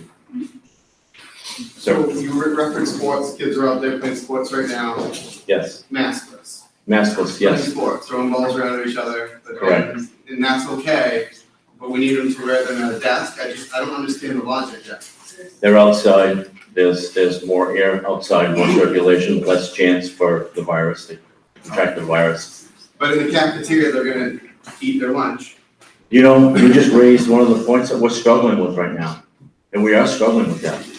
Because of the other things that we have in place for mitigation strategies, we're allowed to do something different in the cafeteria to socially distance to the extent possible. Now, what's that gonna look like this year is that, so you have a cafeteria, but we may have to use half the auxiliary gym to spread kids out more. Or you may have to use half the gym at the elementary school to spread them out. So they want us to do these things to the extent possible, but not to a point where they're not in school every day, if we're doing those strategies that they're asking us to do. It all goes together. It's a great question. It all goes together. It's a very complicated puzzle. Yes, ma'am. Hi there. I know that there's all the positive and negative talk, but I have a question on how you folks plan on the inconclusives. When someone comes up inconclusive, are you treating them as a positive, as a negative in this testing? If it's inconclusive, I think we would err on the side of caution and ask them to quarantine. Is there a plan? Because that's not part of this, and I just want some clarification on that part of that. Yeah, so the plan would be, if it's inconclusive, my guess is, and I have one of our nurses, two of our nurses here, there's three of our nurses here this evening, they recognize you, Sarah. My guess is if we're doing pool testing, we would also use that strategy to continue to test to see if we can get a positive or negative result. Jump in, please. I was just gonna say that we have consultants at the state level, and we consult with them on steps. A lot of it might depend on what our community transmission is within the school or within the community. Last year, we had 50 positive cases that we reported to the CDC with all three schools.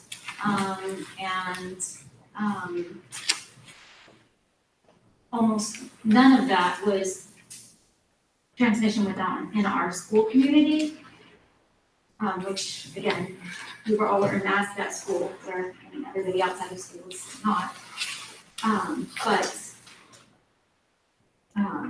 I don't know if I answered that question or not. I'm not sure that's answering the question. With all of those cases, I'm sorry. with all of those cases, we consult with the CDC epidemiology people, and they guide us on what the next steps are.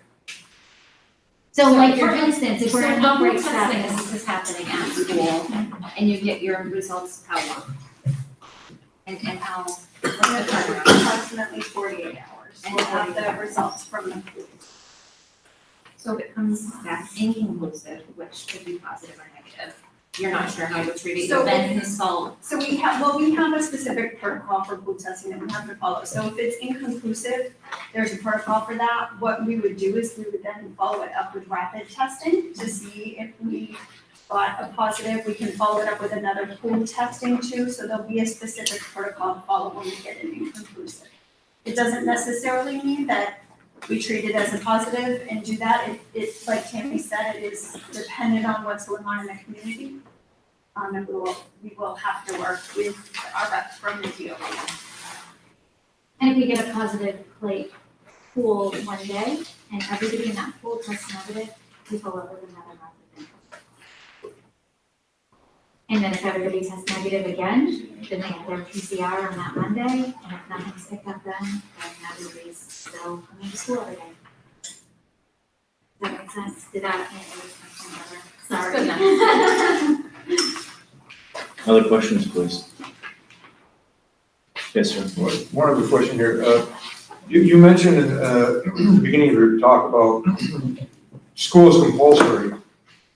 And if a student comes to school and he's sitting next to somebody who's obviously coming down with something or has come down with something, they're coughing, sneezing and everything, they don't have any options, they have to sit there.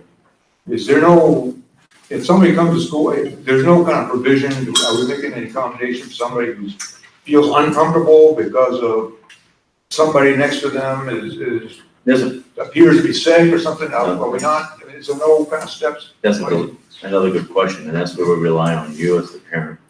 Because we have a protocol in place that's part of the plan that's posted online as well.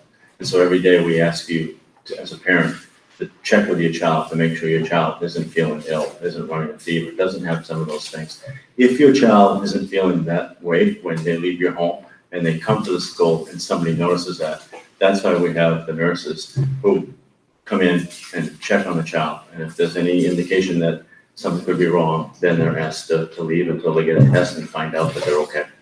Okay, so the likelihood of somebody actually sitting next to somebody and they're over there sneezing and coughing and everything, the likelihood of that happening is pretty slim because obviously the teacher's gonna be like, well, you look like you might be sick. And they're probably gonna say, you might want to go see the nurse or something, right? I mean, it's not like they're gonna be sitting there next to somebody. We would hope that would happen, but teachers are very busy people and they're now gonna have full classes, which is gonna be a lot different than having partial classes. Mr. Price? Yeah, if I may, I'd like to go back to the previous question that was asked about what happens so on page 10, number 5 of this plan, I think it's important to identify that screen testing identifies COVID-19 infection, including those with or without symptoms or before the development of symptoms. So I think if I understood the pool testing correctly, and correct me if I'm out of line, part of the real benefit is it may tell us early warning signs before we have symptomatic symptoms and spread. So that would be a benefit too. So you may get a positive test before you realize that you're sick. That's how I understood the pool testing. That's correct. Yes, ma'am. Are the tests that are being used for the pool testing the PCR tests? Or are they rapid ones? Pool tests are PCR. Okay. So in light of the recent announcement that PCR tests are, I think they say that it would be safe to say 2/3 of the time could be flu or cold. Are we then going to quarantine those kids that could potentially just come down with a cold? So pool testing, you take a batch of people's swabs and put them through this analyzer together, with the thought being that if everyone's asymptomatic and or healthy or both, that only those that are early positivities yet not showing symptoms will show up as a flag. Then you take that sample and you run them all individually to figure out who was the positive. The benefit is you can get a bigger bang for the buck early on. You can, if they're all, let's say you put 50 together at a time and you run 10 an hour, you cleared 500 people where otherwise it would take you 2 days to do that. That's the benefit of pool testing. When you do a PCR, it is very specific. It's confusing though, because a PCR test has different panels. We use a PCR test that will tell me, if you have the sniffles and you come to me and say, I need a COVID test, I say, great. And we grab the COVID test PCR, it'll tell me whether you have the common cold, COVID-19, RSV. There's 12 respiratory viruses that are common that are on the result. Because of that, people think, oh, you can't tell them apart. It does tell them apart, it tells us what one you have. So it gets confusing. So pool testing is all the tests together. There's a positive, we individually do them. Again, on PCR, and PCR is very specific. There isn't a 2/3 error rate based upon the virus. There's probably 2/3 of them currently, given that our rates are moderate but not high, they're not COVID. I hope I explained that well. I've had a lot of coffee today. I just thought I had read somewhere or seen somewhere that the CDC just announced that the PCR tests cannot differentiate the difference between COVID, the flu, and a cold. That's not true. Ours, we do that every day. We get a PCR and it tells us whether it's the flu, COVID, RSV, rhinovirus, et cetera, adenovirus. Okay.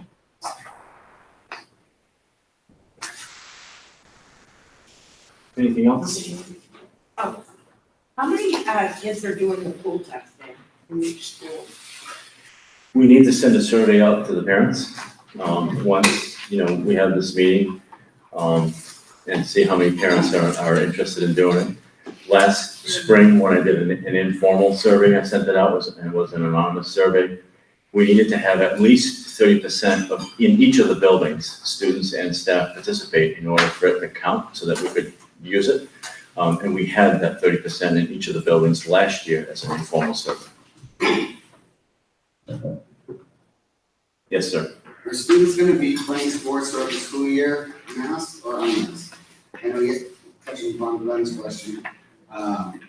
Yesterday or today, you said all the students will hear unmasked playing sports. Is that gonna continue throughout the school year?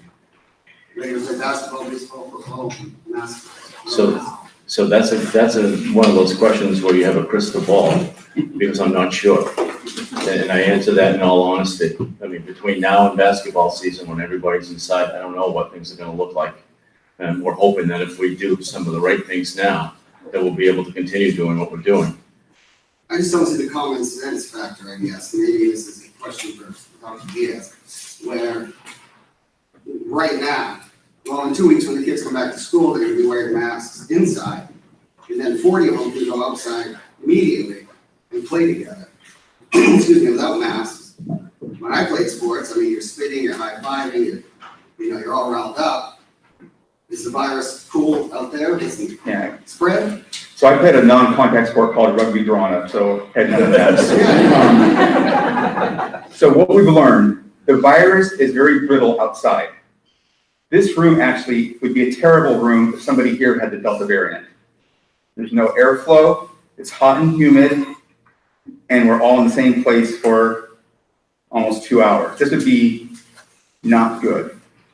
Outside, between the different pressures, the ambient temperatures, between the air movement always going, the virus lives for perhaps seconds. Those old data that lived on cardboard for 2 weeks, what they found on the cardboard were virus particles from 2 weeks ago. They didn't find live virus. The virus actually dies very quickly outside. Who knew? Well, we'd never seen this virus before. We didn't know that. We're finding particles everywhere. So outside is very safe, believe it or not. The higher risk sports, basketball, hockey, those are the higher risk sports. Wrestling. Last year I heard someone wanted to put wrestling on with masks on. I think they already do that for the adults, but it's not meant for high school.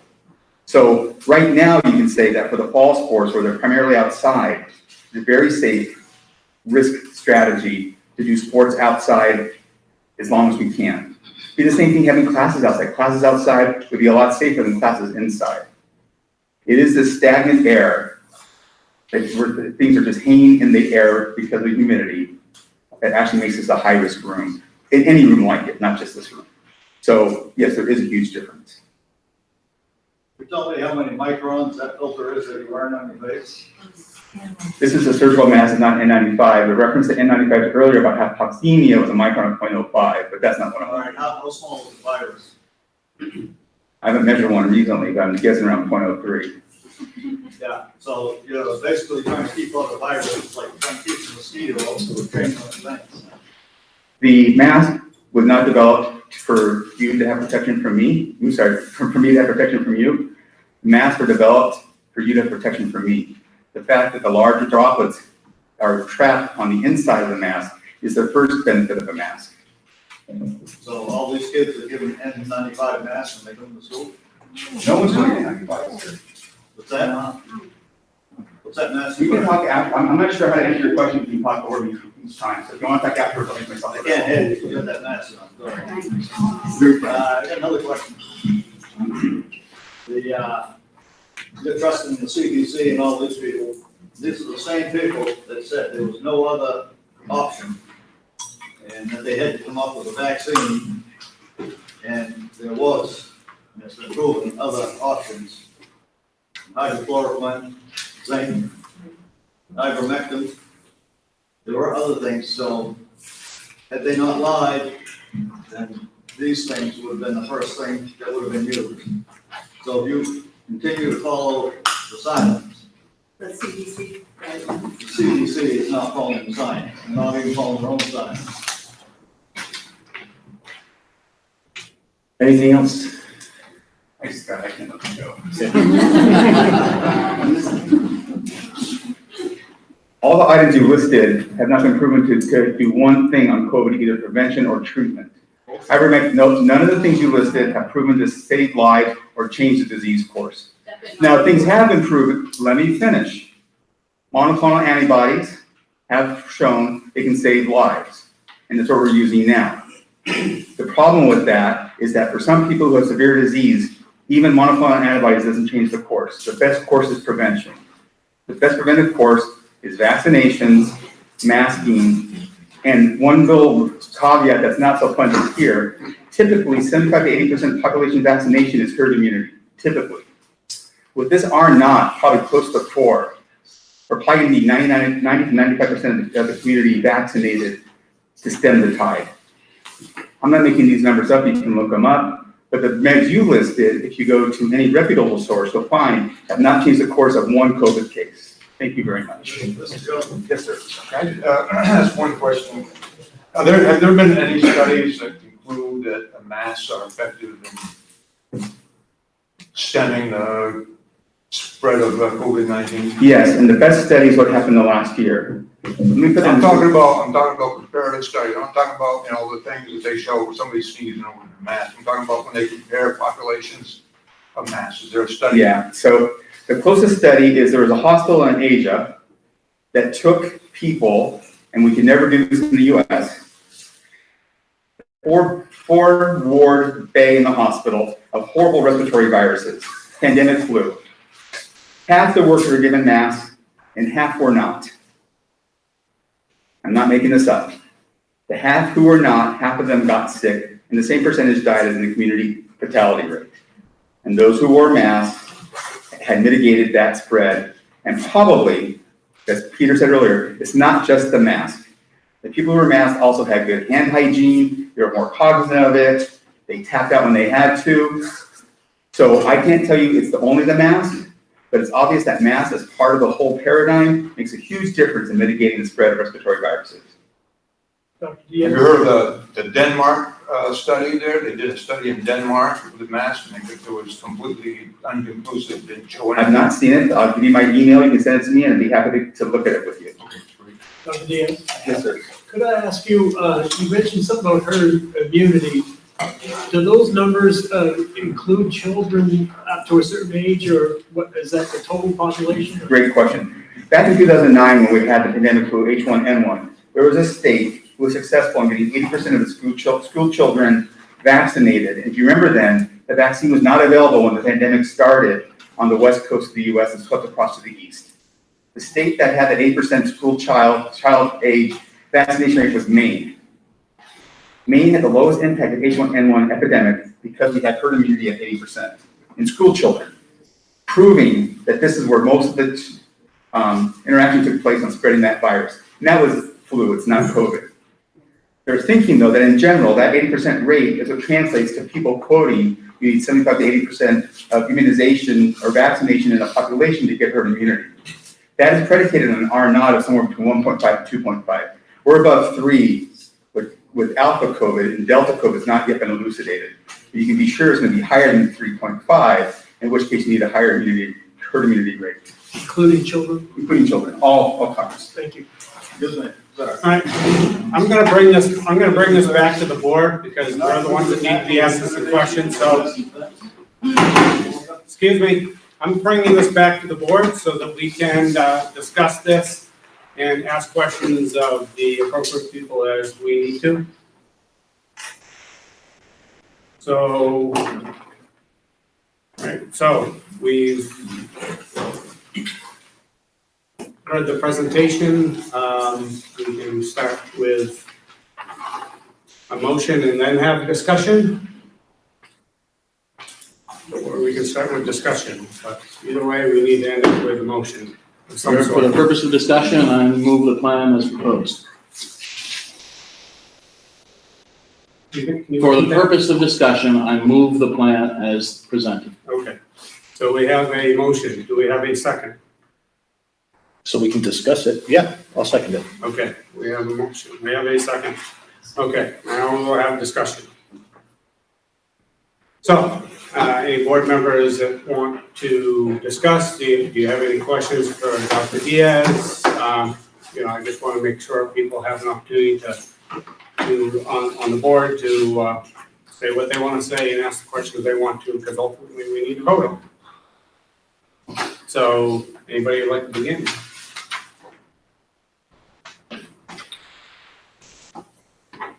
I feel like with COVID-19, like with so many other things, when you're dealing with human beings, there are going to be different impacts on different people. I don't believe there is a right answer, because if we choose the right answer for the students, for a set of students, it may have a negative impact on another set of students. I don't know that there's any right answer that's going to serve every student. It's always the struggle of educators. You're trying to reach each child and treat each child in a way that works well for them. I think the folks who commented on the effects, the mental health effects, are right on. I think there are mental health effects of wearing masks. There were also mental health effects of not being able to go to school 5 days a week. Not having those interactions. There are a lot of mental health effects. I deal more with college students on a daily level than K to 12 students, but those are real. But how do we tease that out? What component of that was the mask? What component of it was that they didn't get a chance to come to school 5 days a week? I don't know.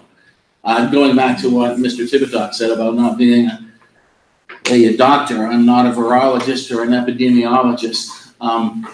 I hear concerns on the part of many about the Centers for Disease Control. My read of this is that the reason why we have leaned heavily on the Centers for Disease Control is that they are the entity that has specifically made recommendations for schools. If it looked to me like they had a different view of this pandemic than a lot of other entities that are important, I would be more troubled. But I see what they're putting into recommendations for schools to be consistent with the AMA, consistent with the American Academy of Pediatrics, consistent with virologists and immunologists and the World Health Organization. So I see a general agreement about masking and about vaccines across a wide variety. The one we choose is the CDC, because they're the only one I'm aware of that has said, how do we take this generally accepted medical information and apply it to schools? So I don't think that the CDC is off on a limb. I support the work of the administration, and in spite of some very good arguments, I plan to vote in favor of this plan. And I understand that there are going to be students that, on an individual case, it might not have been the perfect thing for them, and I'm frustrated by that. I think we have to look at the larger entity. As was said before, this is not a Winslow epidemic. It's a pandemic, and what the WHO says and what other countries are finding are very important. I wish we knew what variant we were going to be dealing with in December. That would help us a lot. What we do know is it is continuing to move, and I tend to be a little on the conservative side. I think a conservative approach to illness and public safety is where I tend to fall. And a more conservative approach means that you act on things. And in hindsight, those may not have been perfect actions, but I think we need to act. I think we've seen a lot of heartache and harm to individual students and families. And I think that the CDC is the best source that I have seen for taking that generally accepted scientific information and applying it to schools. I applaud everybody here for everything that was said. And I know, because I deal with students every day, students who have struggled, particularly with mental health, because of this really bad situation. It's not their fault, it's not their parents' fault, it's not anybody's fault. We're just trying to do the best we can, and I applaud, I appreciate the nurses being here, I appreciate the administrators, I appreciate the parents, and as well as the other members of the board. I expect to vote in favor of the plan. Thank you.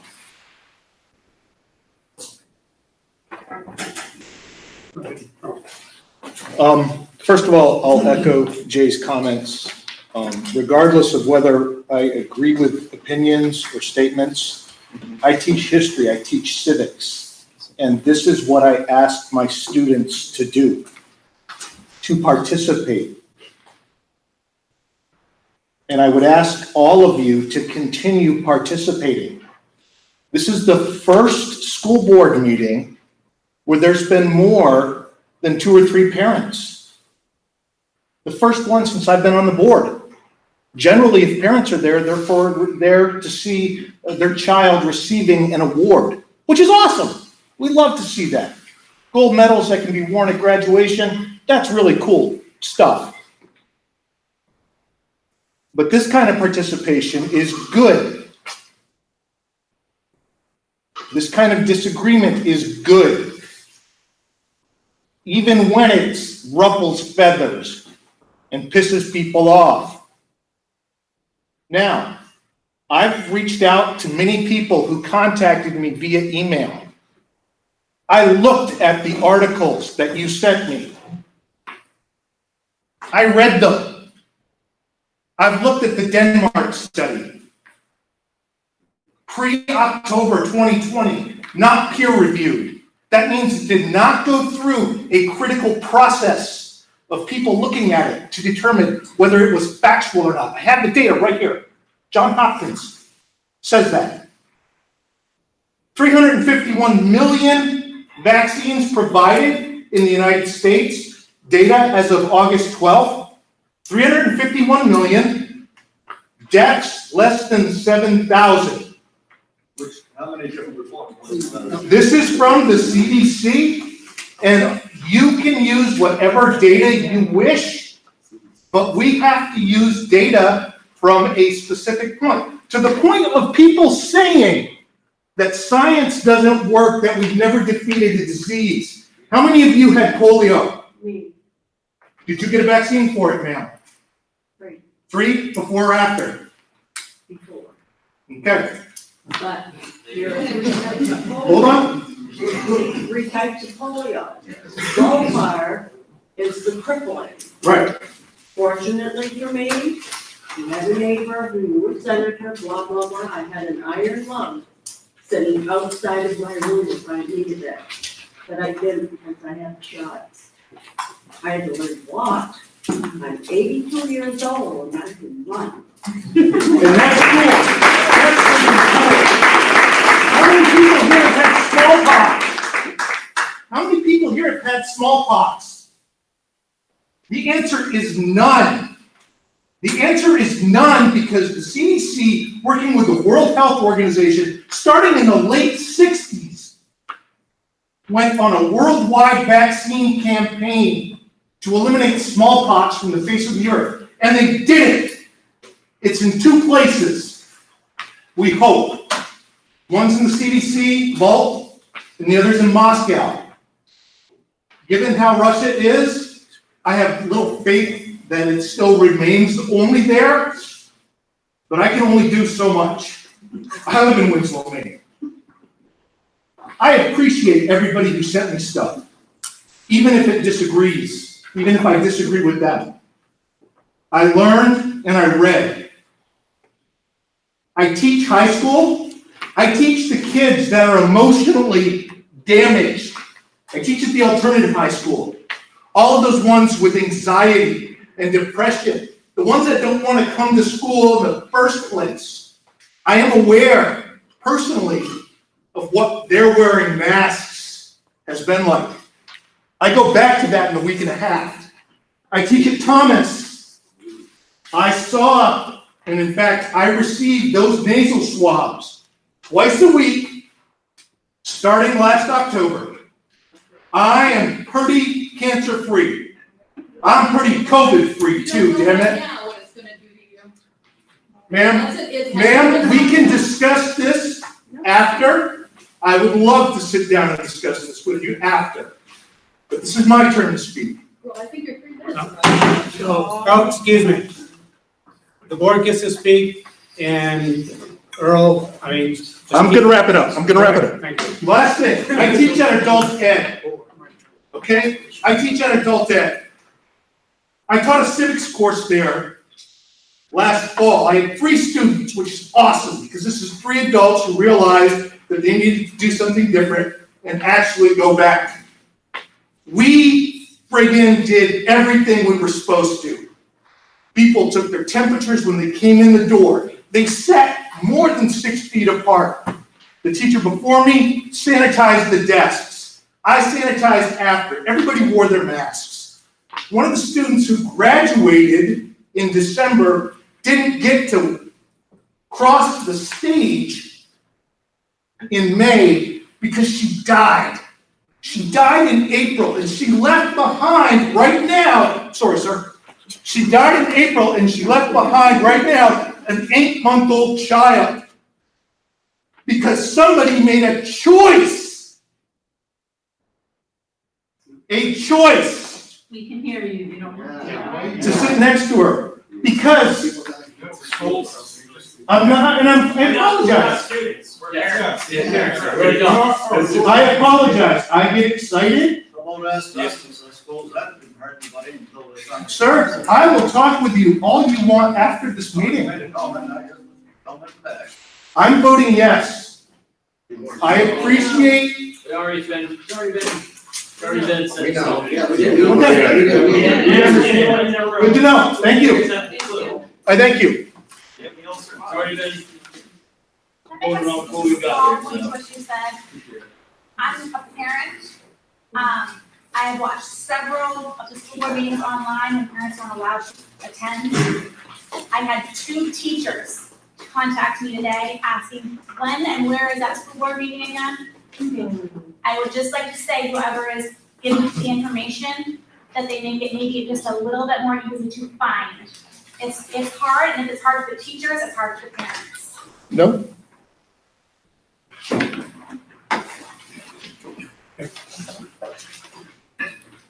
I just want to add as well that I facilitated and ran a COVID testing center for the later part of this year. It comes with about a booklet of 500 pages that no one wants to read that I had to since I facilitated it. In fine print, not sure if you ladies are using Broad Institute in Cambridge, Massachusetts, but to treat a positive and a negative, that's what we have. The inconclusives should be treated as a positive. If we are that concerned about this, just like the plastic shields that specific individuals need to wear, which I understand why. But in a briefing from Dr. Shaw himself, a reporter challenged him because when restaurants reopened and Dr. Shaw laughed at the shields. So what protection are those children getting, yet our kids have to come with masks? I don't understand it. It's tailored to who. It's either serious or it's not, I guess. I mean, All right, I'm gonna pull this back to the board because we're on our time to discuss and get to a point. Thank you. Thank you.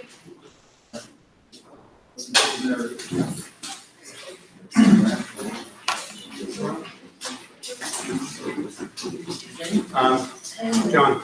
Dr. Diaz, may I ask one other question of you? Can you tell me the latest info on how long the vaccines last? So the answer, that answer's not in yet, but let me tell you why they have concerns. When you get a vaccine, it triggers your immune response and you develop antibodies to help fight the infection. The vaccines also create cells in your lymph nodes and other areas of your spleen, so that at a later time you can recruit that to come out and you're challenged with that same disease. So what they do with the vaccines, the reason it's so confusing, if you look 6 months out from Moderna and Pfizer, Moderna's down to 75% of the antibody load you saw one month after the last vaccination, and Pfizer probably down to 40%. So they're saying, oh, it's waning. The problem is those numbers don't tell you the effectiveness. Even if those numbers were 0, if you got exposed to COVID, you might mount an appropriate response anyway. But typically vaccines are in trials for 7 to 10 years before we know those answers. So we've had these in trial for 6 months. So that's the issue. We don't have enough data yet, but we do know it wanes. Given the infectivity and the severity of illness, both morbidity and mortality, the better part of valor is to start the boosters. You'll notice the boosters are targeted towards those with moderate to severe immunocompromised status. The reason for that is that they're harder to measure. What do I mean by that? You can give somebody who's immunocompromised 2-3 shots for vaccination, they may still measure 0 because their immune system's impaired. It doesn't mean that they don't fight the disease if they get it, we just can't tell. But given the fact that most likely, reading the tea leaves, a year after your vaccine, a booster may be recommended, it makes sense now, 6 months in, to start the boosters for those who need it the most, but you don't have the wave what happened last December. But you, the way I understand what you just said, you anticipate everyone getting a booster at some point? Sorry, I never answered your questions, I just noticed that. Yes, I do believe at some point everyone will need a booster. We'll know more in 3 months. We'll know more once we get closer to the 1-year anniversary date and see what happens to those who had early vaccinations. But yes, I do think so.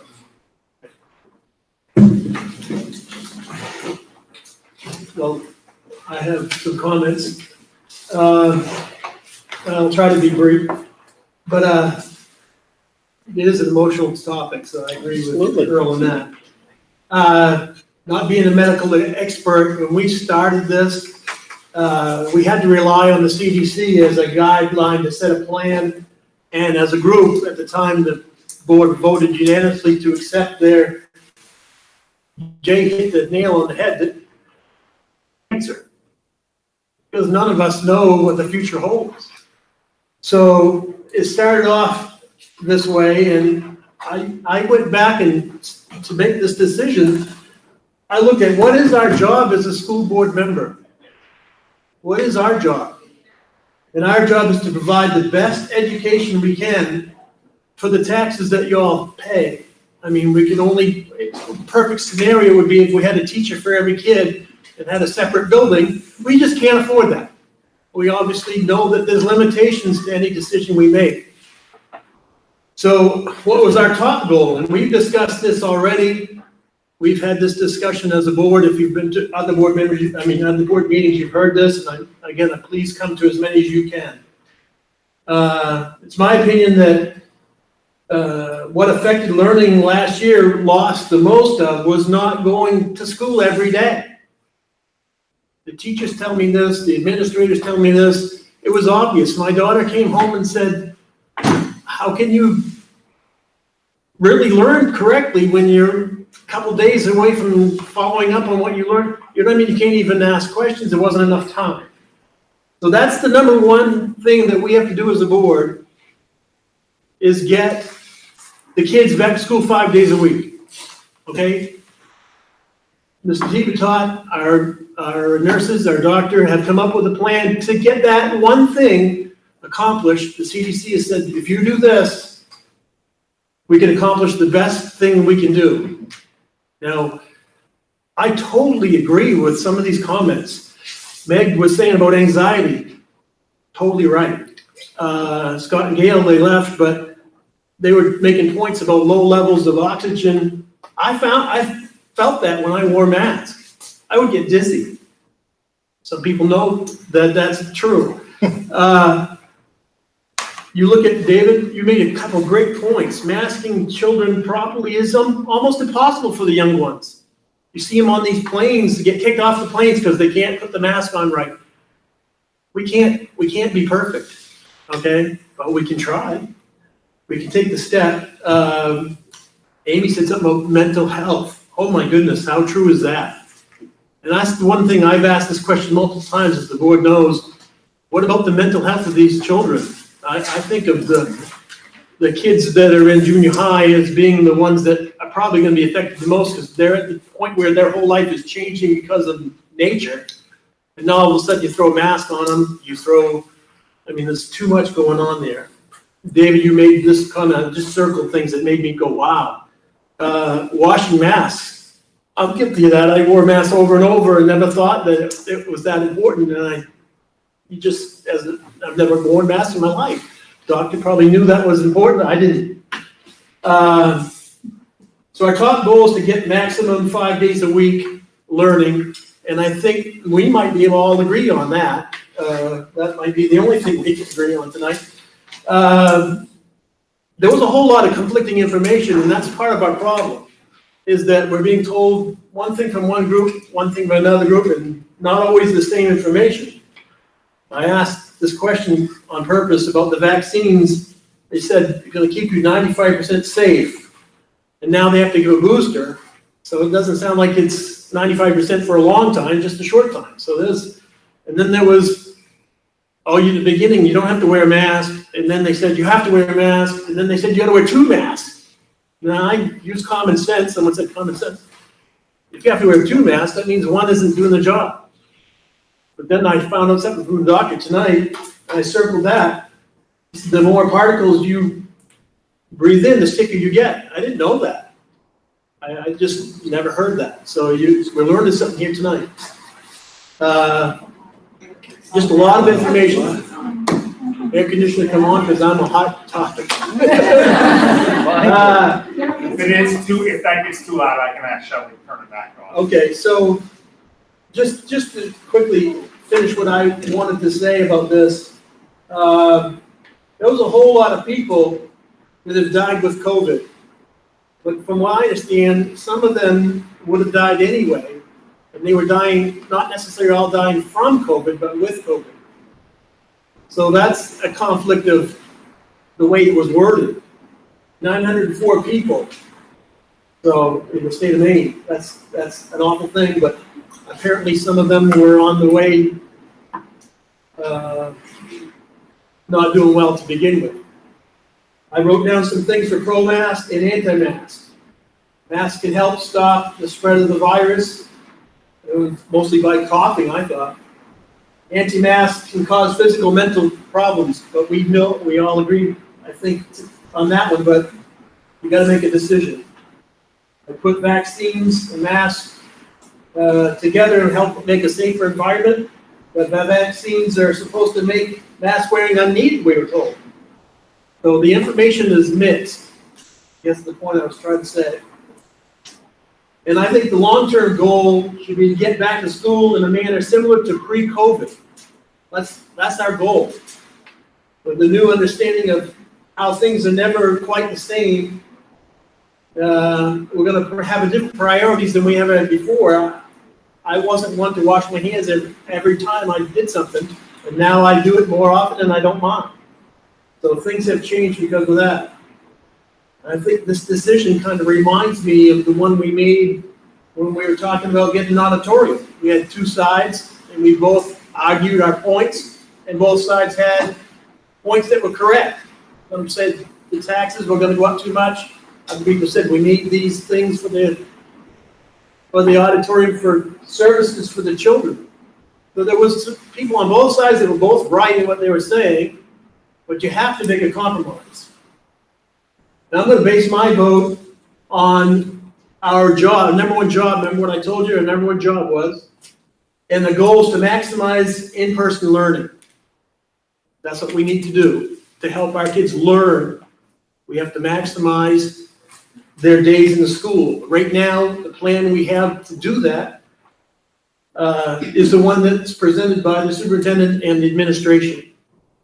But I will only vote for it if we approve this plan with one provision, and I think, Gary Beth, we're going quote from there, they said it perfect, okay? It is our fervent hope of our association, thank you very much for your words, that these recommendations will change and we will all be back to normal sooner than later. I think we all could live with that, if that's true. I think that'd be wonderful if that's true. And I think that's the only way I will vote for this if we add that to the motion that we will tweak this plan as warranted by changing facts, meaning at some point the risk has to become acceptable. okay? We all assume risks every day. Other diseases, people have talked about that, driving, flying, working, you assume risk, and at some point, we're gonna have to assume that risk. I think the right plan to go is to start the plan with the masks and change it the minute we can.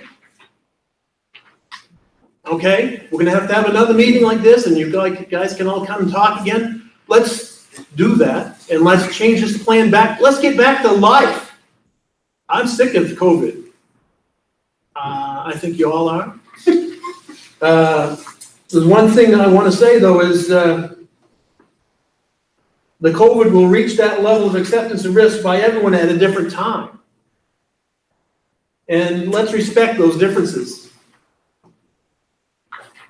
And tonight, I think we did a very social time of explaining how we feel, and I think that if we just make this a first step, I know it's unacceptable to wear masks. I didn't want to wear masks. I saw the data. Oh, by the way, Earl talks about collecting data. Starting in March of 2020, I started a little sheet with all this. I noticed the difference between northern Maine and southern Maine in the numbers daily. I was looking up on my computer CDC Maine guidelines, and each county I kept the stats. So I said, I wonder what county compares to the other, and I thought this little paper would be enough. And then I went to a second side and a second page, and I've kept the data for 18 months on every single county, what they changed for the day. I have the headlines are the date, the total Maine cases, the vaccination and the final vaccination, the total count of the people in hospital, deaths, hospitalizations, ICU, ventilator. Northern Maine cases, I divided the state up into Northern Maine and Southern Maine, like the two Maine syndrome. And I put Northern Maine deaths. And for literally page after page after page, I've been keeping the notes. I know this is crazy, but it was my way of dealing with this. I'm so mad about this stupid disease. I want to get rid of it. Page after page. You can look at this, kind of interesting, and see the jumps. But what I'm saying is, we've all had to deal with this a different way. I'm going to vote for our plan because I think it's a good first step. Is it the right thing for all of our kids? No. James said it's not the right thing. He's right. But it's the first step we can take to getting rid of COVID. And if our kids can all go to school every day, that's what I have to vote on, and I am voting for the plan for that reason. I guess I've said too much, but did I talk as long as Earl? I hope not. That was long. Where are we going to put? Where do you want to put your statement? What? Where do you want to put your statement in the plan? We need to adopt a plan before we amend the plan. Oh, well, yes, but I'm just saying, I'm just saying we have to tweak the plan when it's time. When it's time to tweak the plan, we've got to get this mask, get rid of the mask as soon as possible. Sorry, Earl, but if I do say a prayer that we get rid of the mask, is it all right? I'm not going to go there. Yeah, I just figure it's worth a try, right? We'll do anything to get, so. To yourself. Yes, to myself. Joe, can I make a brief statement about John's statement? Please do. I've had the benefit or not benefit, and Hillary as well, that I have not been on this board for the length of the pandemic. When I started on the board, I was attending meetings from the upstairs room where I lived for 6 weeks, separated from my family to keep them safe. They did not leave the house. I went to work, I did the shopping, I lived separate, me and the dog upstairs, had a separate entrance.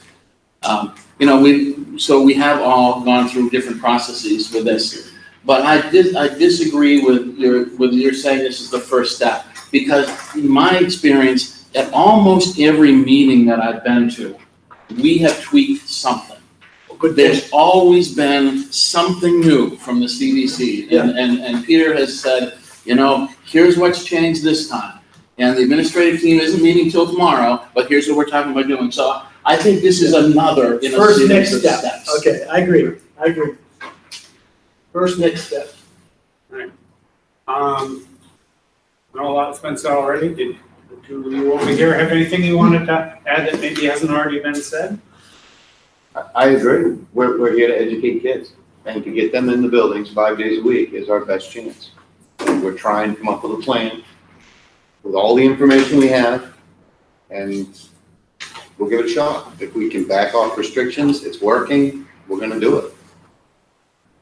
I feel the same way, and I really appreciate Dr. Diaz's information that he has given us.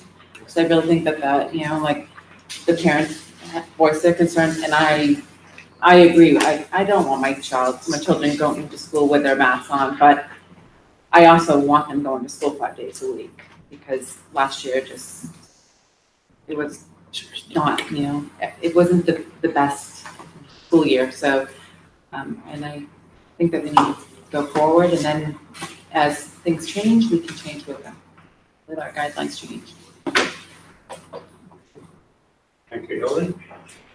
I guess I'll take a turn and I'll try to keep it short because a lot's been said by others that, on both here and there, that comes into the conversation is relevant. I don't want to say irrelevant, relevant. But going to what John's saying and others and such, I mean, to me, and the board had decided months ago, finishing up last year, that getting kids in school, full-time, in-person learning was our #1 priority. Sure, I mean, masks aren't what everybody prefers. There's no doubt about that. But if it is a tool, along with the other tools, to provide in-person learning 5 days a week, then I think that's the direction that we need to go, because the ills of what we did last year with hybrid, in addition to masks, was not good on so many levels. Mental health levels, physical health levels, many levels. This is not perfect. None of this is perfect. We all want to be done with this. There's no question about that. But this is an incremental step toward getting 5 day in-person learning with the 3 levels of ways to help maximize that is a good plan. And hopefully we can drop off the mask part of that. Maybe we keep going with the other 2. I mean, we'll see how it develops. I mean, there's a lot we don't know about the Delta variant. And we weren't even talking about this when we talked about being full-time in person being the #1 goal. It still is our #1 goal, but we have to deal with the Delta variant. We don't know how long we're going to be dealing with this virus, but we've got to figure out how to go about our lives as best we can. And I think this is a significant step forward to try to normalize as much of school as we can. Sure, we want to see those smiling faces. Kids want to see the teachers' smiling faces. They're going to be wearing masks too.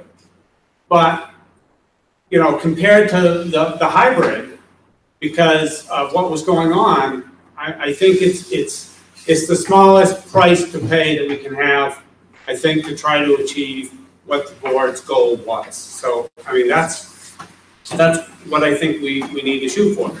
Everything's a compromise, and this, is one of those.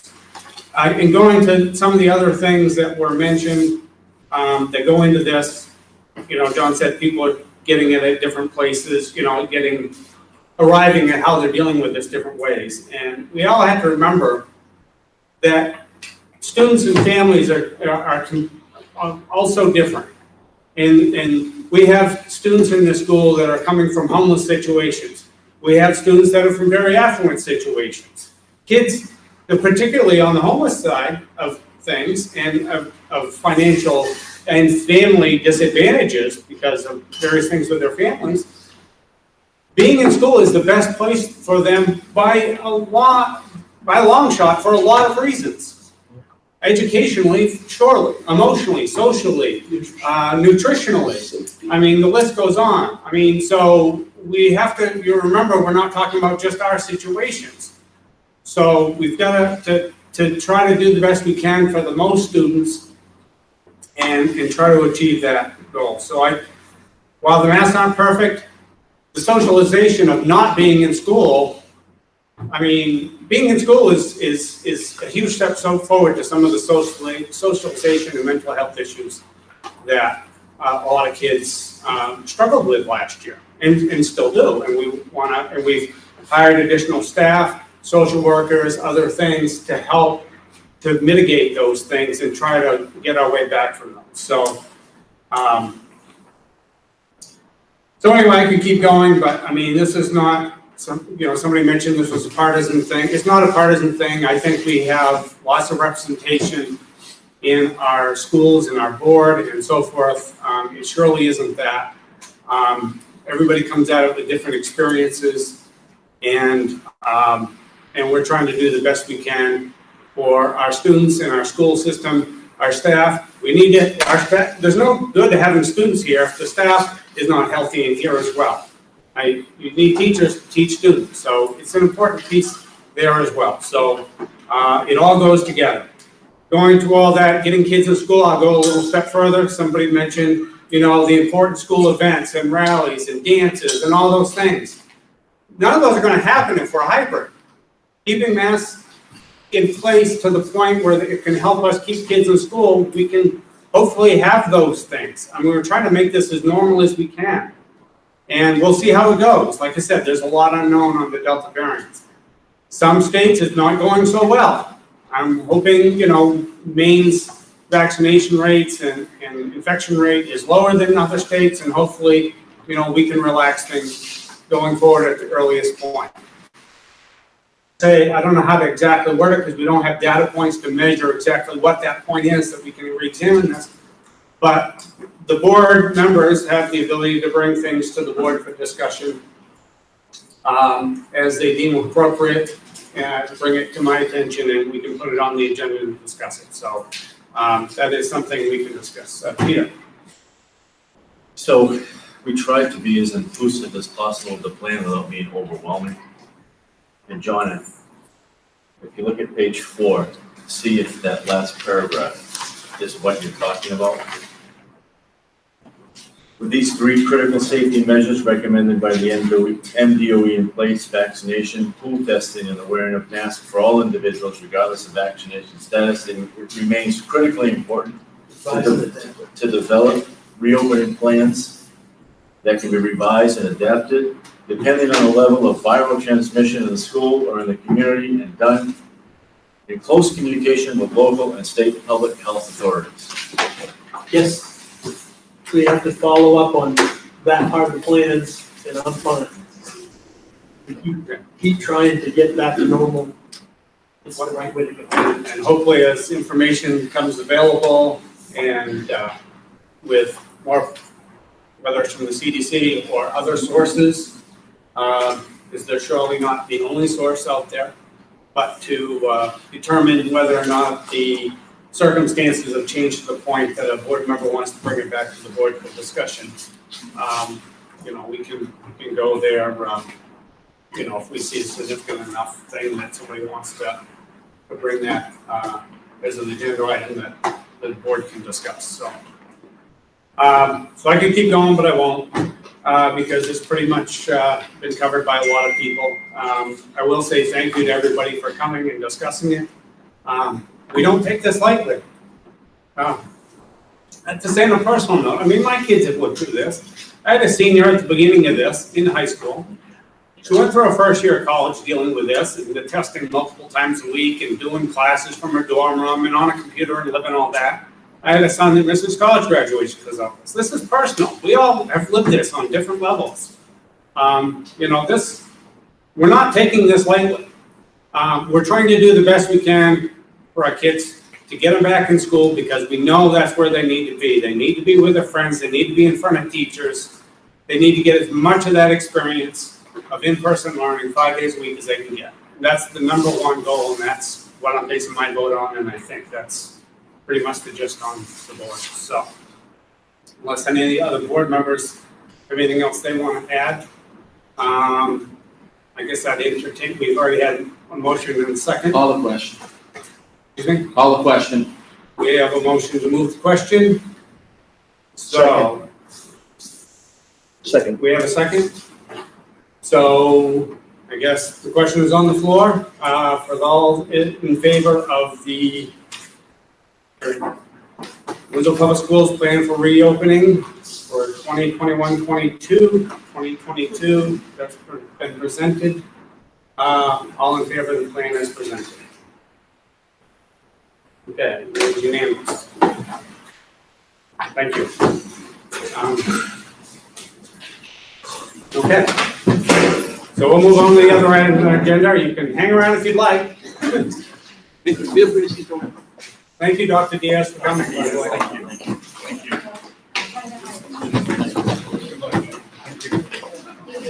Thank you. Thank you.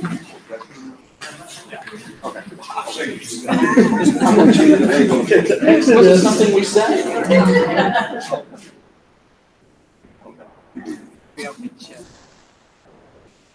Sounds good.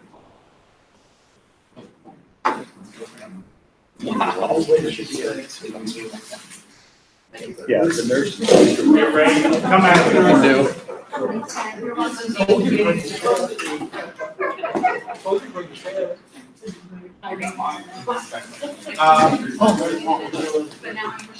So before we reconvene, I guess, there's a request for taking a 5-minute break to take a reprieve. Just use the restroom. Your call. There's no time. Can I dim the lights and toss it back in? Cold and weird.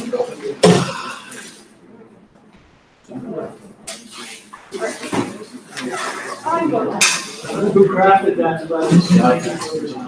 Team effort. Team effort.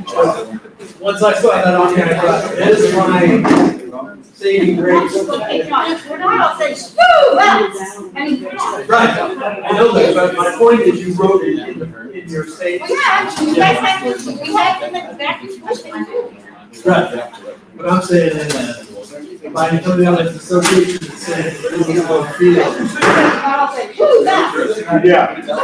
Nobody's saying where at this point. I'm saying on my chair. Someone can bring this.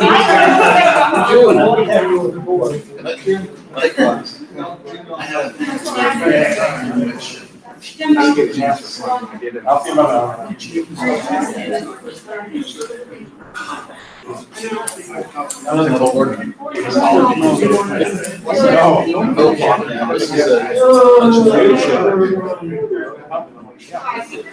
Goodbye, sleep well. We do my math.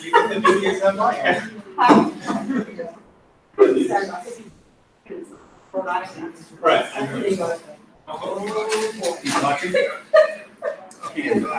You sent me an email. Let me know. Well, that's the thing. You know, what's funny is because we're having negotiations with our I'm taking my car. the week before negotiation, the union president, his wife has caused. So then he had one yeah. So the union president. The air made me, I was like, and then his kid gets it. Or her kid. Like, he's gonna be out of work. What's that? So it's like, yeah, I'm giving him a high penalty. Yeah, you get all the glory and the president, but you don't show up for the work, you know?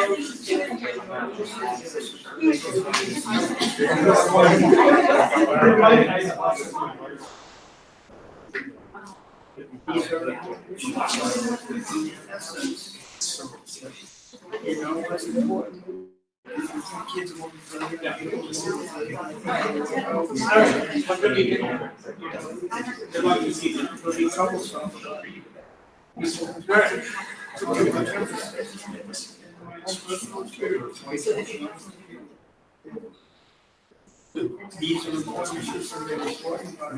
Another 10 months. You know what I mean? These decisions are not really, shouldn't get, you can't get so involved. If you want them.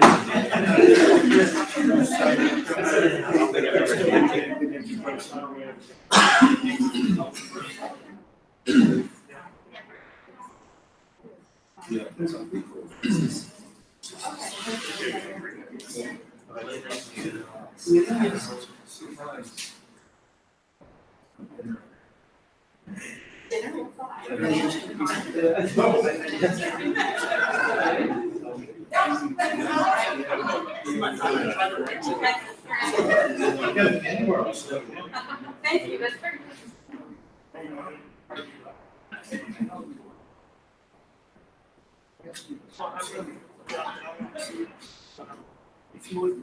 Thank you, Chad. You're welcome. It was good, yeah. That would have been good. Well, the only thing is, when that's on, people might not be able to hear, so. It's a balance like everything else. Chris, Wednesday afternoon, you're gonna be around? Wednesday? Jennifer's gonna be doing a possible letter position.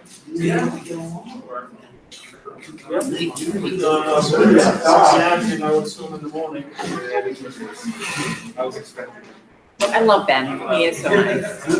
I told him the other day, when he came over, I said, the only way you can stay here is if you have a dance prepared for me and teach me so we can do a dance off together. He was like, oh, I think I already have it. I didn't even make the connection. So, that's news to me. Yeah, so you met Hunter, right? Yes, yes. I met her once, and Was she quiet? we didn't never get much word, you know. But I really think we can have that right question. So I told her. It's a motion. Mary Beth. She's overthinking it. I said, you know what, she does better if you yell at her. Just yell at her. And she's like, really? Yeah, she's a sweetheart. Say she's a sweetheart. I wasn't talking about Hillary. Oh, okay. I misunderstood. She is no track for a long time. Since we moved here. She's still here on talk to us. She's a good entrepreneur. Where you park? Way over? Yep, yeah, it should be. All right, we're gonna get going again. All right, yeah. I put dents in my thing. I don't think I've done that. All right. All right, thank you, everybody. Long evening, so we'll try to get through what we got left. So next up is the school calendar adjustment to the addition of Juneteenth, which is now a federal holiday. Which it wasn't when we did calendar the first time. So quickly, Juneteenth follows on a Sunday this year, which is June 19th. And so it'll be celebrated on a Monday, which is the 20th. Currently in our calendar, the 20th is the last day for all staff. So, depending on the number of snow days we use, depending on how things go, it may or may not be a problem, but the easiest fix is just to add another day to your calendar and on the 21st. That's the easiest fix. That's really what I'm asking. So teachers will be hoping not 4 snow days. Correct. So anyway, so do we have a motion to add this date to the school calendar and be adding that, which will push the end of school date back 1 day? So moved. Second. Motion, we have a second. Any further discussion? All in favor? I missed a second. Is it? Yeah. Jack. Okay, all in favor is, we have 5 opposed? Abstain because it should stay on the day it is. Okay, we have an abstention. Juneteenth is Juneteenth, not June 21st. Federal government doesn't work that way. All right, so, next up, another one on the calendar is revision of school, related to the calendar, is revision of school board meeting dates. You want to explain? So we have two pieces, the professional development piece that I was telling you about before through MSMA and Main School Management. We have two groups of people who are participating, board member on each of the groups. These are like 5 sessions throughout the course of the year. And for one of the groups, the first 3 sessions impacts board meeting days, because the meetings are virtual, something like 5:30 to 7:30 or something like that. So it's gonna impact our board meeting dates. So it impacts September 20th, it impacts October 18th, and it impacts November 15th. So one quick fix, an easy fix, is to move the September 20th a week out to September 27th. Move October 18th a week out to October 25th. And move November 15th a week out to November 22nd. That's a quick fix. Do we have a motion to approve those changes as presented?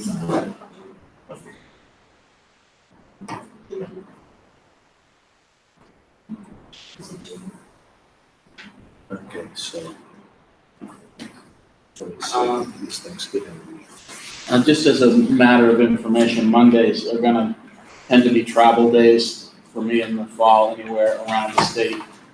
Shouldn't affect anything more than September and October, and I don't know if it'll affect those days. Mondays are just gonna be hit or miss for me, in September and October. We will later be discussing the possibility of virtual attendance at meetings that might allow that to happen if you are physically unable to be here due to extenuating circumstances. So, so do we have a motion? We haven't had a motion. Were we going to address June 20th, which is a federal holiday? June 20th is on here, and that's the day that Juneteenth is being recognized. That's a federal holiday. Yeah, I abstain, you can't blame me. That's what she's talking about, June. Yeah. It's one of our meeting days. Yeah. Okay. Yes, Well, that's as far as the school calendar date. School board cannot abide by that because we're not subject necessarily to that, but a lot of staff might not be available because there's a holiday for them. I would prefer not to have building principals and administrators have to work on a federal holiday if we can help it. Okay. So I guess if the motion includes changing that date as well, as the other 3 presented, is somebody making a motion to that effect? 13th or the 27th? Those are the 2 13th Mondays. is probably the last week of school, is that? And that's probably town council. 27. So 27? Do we, because we hadn't looked at that, do we want to go back, leave that alone for now and bring that back to a later meeting? Or are we comfortable with setting that date now? I guess I'm asking the question because we kind of looked at other calendars and such for the other 3 days, but. Try to stay away. Yeah. It works. We know that the date that's on here doesn't work, at least I'm not comfortable with it. So if we tried moving it and there was a conflict, we could adjust it, so. We can make it later. So, let's grab that. Move it to the 27th. So that. June seems like a long way away. Yeah. You even remember last June? That was my birthday. Yeah, I remember. So graduation is And the equipment June job. 8th, so that's the week before, so that's not a big problem for the 13th, because it's not the same week with class night and such that would normally fall on that day. So the 13th seems to be a day that we want to consider. Sure. Okay. We can always change it later if we decide that that doesn't work for some other reason. Okay, so do we have a motion to change the 3 days we originally talked about? for September, October, November, as well as June 20th being changed to June 13th. So moved. We have a motion to that effect. We have a second from Hillary. Any other further discussion? All in favor? Okay, that is unanimous. Oral motion.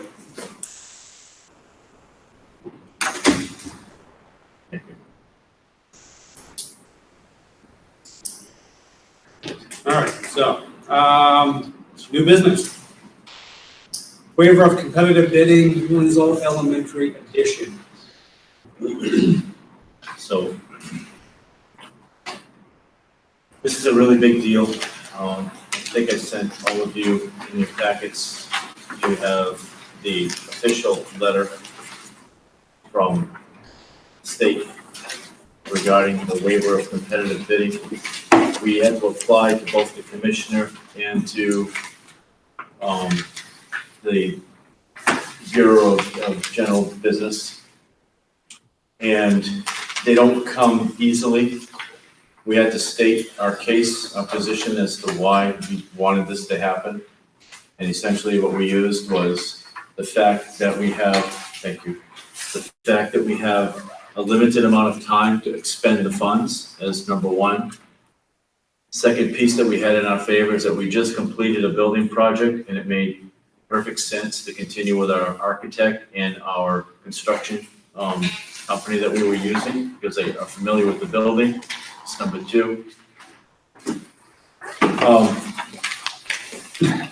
So in putting that waiver forward, they agreed to waive this after asking to have a conversation with us in terms of what is the emergency. We explained it to them. What do you want to use this for? We want to use it for one of the uses that is an allowable use for the use of the CARES money, which is to expand for social distancing. This is a very basic problem, very basic build. There's nothing fancy about this. It's extra space. And it essentially involves 4 classrooms with some bathrooms to allow us the additional space. As it stands right now, the elementary school does not have 1 classroom extra. If we wanted to reduce some class sizes or add a teacher, and that's a very scary thought because we are a very efficient school system right now. However, as I mentioned at the beginning of this meeting, and this is a very good thing, we have people who want to come here and they want to be a part of this. And so over time, I can see where young families are going to want to move into this community. And we need space. This is a perfect opportunity to add space at the elementary school. No cost to the taxpayer. Use of these funds. Now, one of the requirements is that you have to have at least a 20% expenditure of these funds on recovery efforts. We have budgeted more than that on recovery efforts, either through teachers that we've hired or software that we've purchased, and we spent more than 20%, and we have that money allocated as well. If we need to go into another year with more of this COVID for another year. The other thing that we have in our favor right now is that we still have some monies remaining from the original bond that we built the building with, so we do have some flexibility. So we're very confident that we can do this with the funds that we have. Initial rough schematic from the architect, we were looking at about $2 million to get this done. We would have roughly that with our CARES 2 and 3 money, and we have the additional money as a buffer from the original bond that we haven't all spent. So we feel confident that we can do this, the budget, the money that we have. Does that include a contingency? Because you never know. I think that's built into That's the built budget. into the budget. Okay, contingency. Okay, yeah. There's construction contingency, there's bid contingency, Right. various ones that are usually built in. Granted, this whole thing is We a learned, rough draft we at this learned point. that that's a smart thing. Yes, but we also have the construction management company involved right from day one as part of this to help assure that we stay on budget and what we can afford. Granted, the plan still needs to be, worked out to, assure that the dimensions and layout is exactly what we want, but it's a pretty good beginning to that plan, and because we haven't paid the architect anything for that at this point, so. So the first thing is, as a board, we need to have a vote on the waiver of competitive bidding, which means, we received the waiver, but you as a board need to vote on it as well, so that you say that you've approved, but in our agreement with who we're going to use. Has Ledgewood been contacted and agreed that those dates will work for them? I have spoken to both Blatt Associates and Ledgewood, and recently Ledgewood reached back out to me last week and said they're very excited about working with us again. Good. They wanted to reach out to the architect. The architect was on vacation last week. They're gonna get back to me this week to start looking at the timeline and numbers and what we can do. I found their professionalism, That was just off incredible. the chart. This is why, another reason for us selfishly, that it was so important to get this waiver of bidding, because with things as competitive as they are, if you don't do that and you go out to bid, as you know, you have to get to take the low bid. And I don't want Shelley having to deal with low bid, because you don't know in this market right now what you're gonna get. These folks have done an outstanding job for us with our additions, and more to continue with them.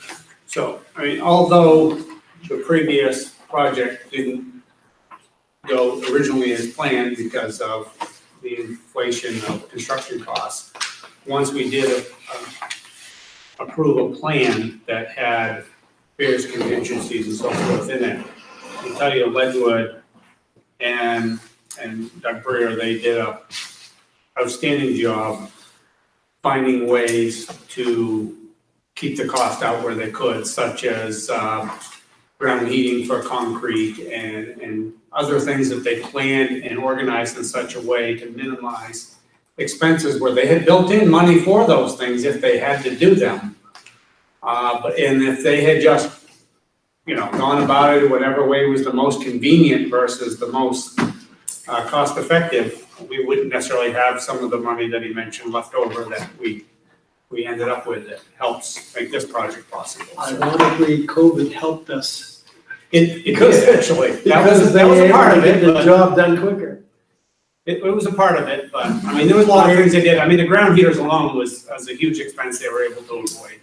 That was probably the single one biggest thing that I can recall, but anyway.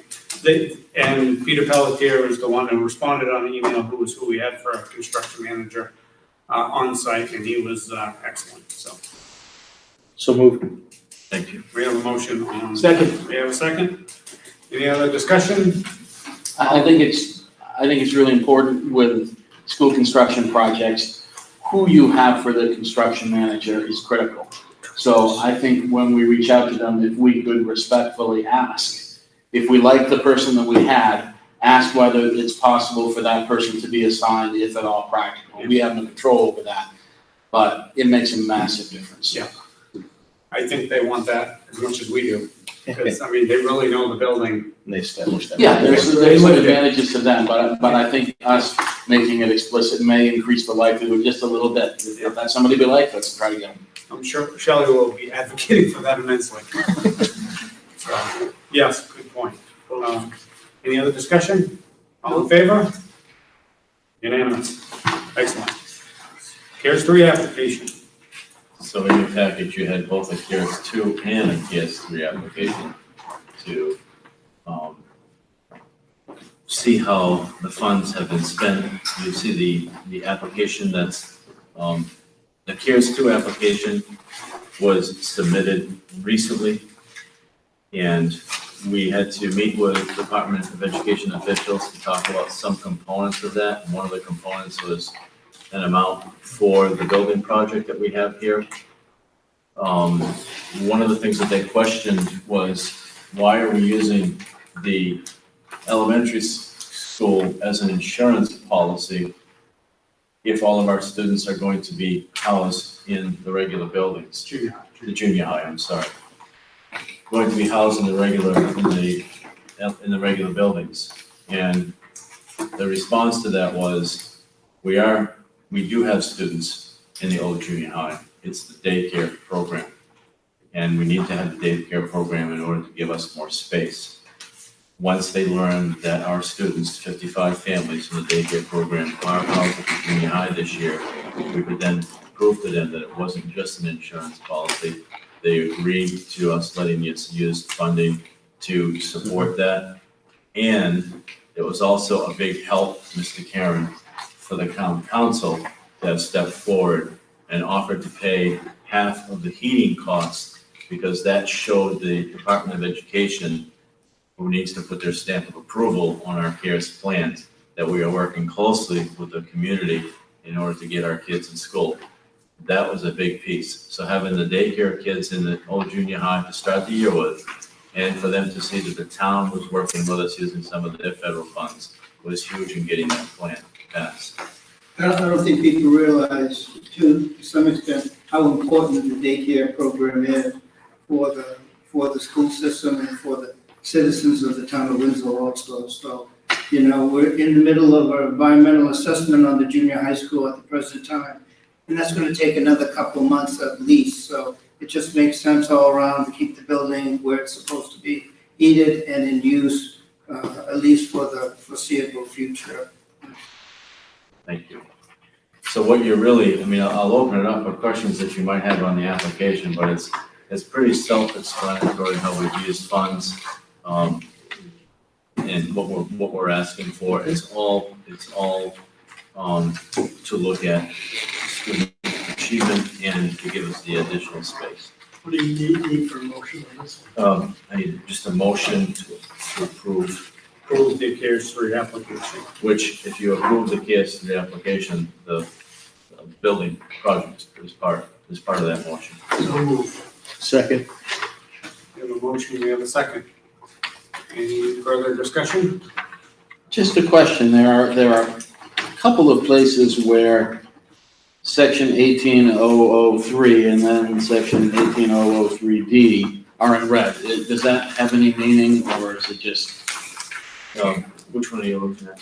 I'm looking at 2. On page 2 of 9 and 3 of 9, they're just 2 little things that are printed in red. I didn't have any meaning.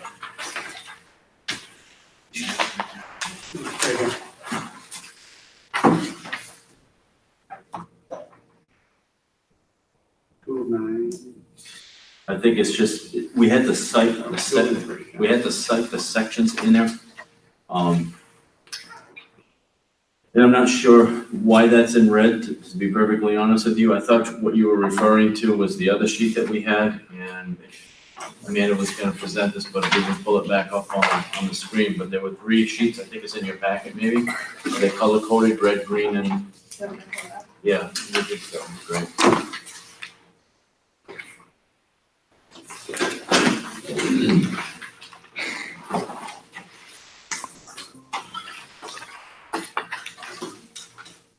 I'm up at 3:30 in the morning, I'm sucking bottled water right now, so I apologize a little bit. Fortunately, it's not a school day tomorrow. So these are the pieces, but if you, the things that we've done, we have leadership retreat at 7:30. Oh, you do, yeah. So we do have a school day tomorrow. So these are the pieces that, the allocations, and then if you scroll down, you see CARES 1. That was as of June 30th, 2021, that's been approved, and that money is gone. And then we had the CARES 2. So even though it says June 30th of 2021, that's CRF 2, I'm sorry, not CARES, CRF 2. If you keep going down again, then you had another pot of money, it was the CARES 1 pot of money. And that one is, be expended by September 30th of 2022. Then you have the CARES 2, which is the ESSER 2, and the CARES 3, which is the ESSER 3. So that's kind of where we're at right now. That we're into the CARES 2, we've got some people that we've been hiring with that, additional staffing, additional, the pool tester, we've hired somebody to do that, an additional nurse. Costs associated continued use of the old junior high, which is the heating. And then the first part of the expansion project is about $75,000 built in there to start looking at architectural plans. And then the CARES 3 that we just talked about, the vast majority of that is about 1.9 million for the building and additional staffing for reading recovery, learning recovery. If we need to follow that into the following year as well. We hope that we don't, but if we do, we have it there. And that's what I thought you were referring to, Jay. And I apologize for that horrific red and green, but you can barely see it. But the red part is gone. That money's all gone. Those are things that have all been taken care of. It's gone. We have everything. The green part is what remains. Okay. That's what I thought you were referring to. That's all good information. Thank you. All right, very good. I'm glad I don't have to write the grant. Yeah. Looks like a lot of fun. Yeah. Mary's back at work. She is. Mary working behind the scenes on these grants. And so Mary and I and Amanda are in close contact, having conversations about, let's tweak this, let's move that. It's an ebb and flow to make things work, because all the time we have situations that pop up. And I'll just use Erica for a moment. You know, one of the things that she was looking at is a virtual program for her students, and it was a set amount of money in that plan for that program. You know, then Erica is working her heart out to make this work for her kids, and then the person that she's dealing with keeps changing what the target is. It's very frustrating for her and Kyle and Tom to try to make this work for everybody, not knowing how many kids are going to choose virtual. And so if we need to add more money to that, from that, we need to be able to maneuver and make those changes. And so these guys keep working hard at doing what they need to do to meet the needs of their kids, and it's up to us to figure out how do we manipulate the money to make it work.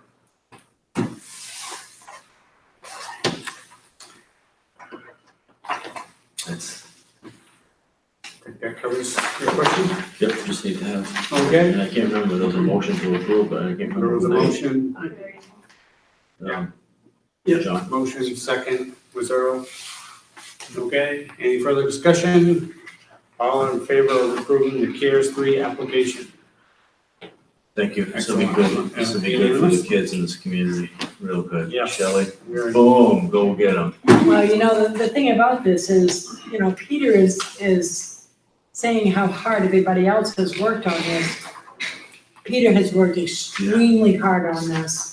And I hope the school board realizes how hard he has worked on this, because I've seen him daily, you know, conversing with the folks at the Department of Ed and other agencies, and he has worked extremely hard. I think he's pulled in every favor that he could possibly pull in to assist him to do this, because he felt that strongly about it. So I'll tell you, school board, you've got a hell of a superintendent there. And I'll be glad to walk that walk with him any day. Very proud of that. That's cool.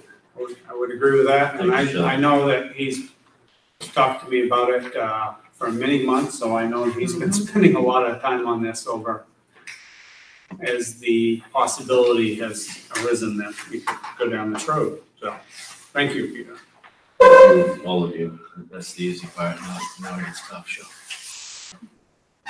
This has got to be easier than the last building project. Don't say that. Don't jinx it. Yeah. Knock on wood. It's smaller. It's the only reason. It's smaller. We'll just go with that. All right. Anyway. Motion to ignore the chair? We'll strike that from the record. All right. Very good. Next up is the proposed first and second reading of policy BED, remote participation in school board meetings. The request is to have 2 readings as an emergency that is allowed by the bylaws, so that circumstances that may arise that requires us to have virtual meetings, we have the provisions in place to do that. So pretty much seems how we have had plenty of experience with this. I think we're reasonably comfortable. Move to accept. Second. We have a motion to accept, a second. Do we have any other further discussion?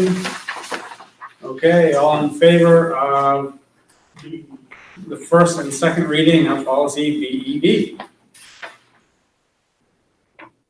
It is unanimous. Okay. Thank you. The Technology Committee Board Representative, that was one of our former members who is no longer with our board. So do we have a person who's interested in that position? And maybe Will can explain a little bit about when those meetings are and how often. They are once a month. The time of day is roughly 2:30. And it's the second Wednesday or third Wednesday of the month, depending, vary. And some months we don't meet if there aren't any agenda items that. Earl is also on. Okay.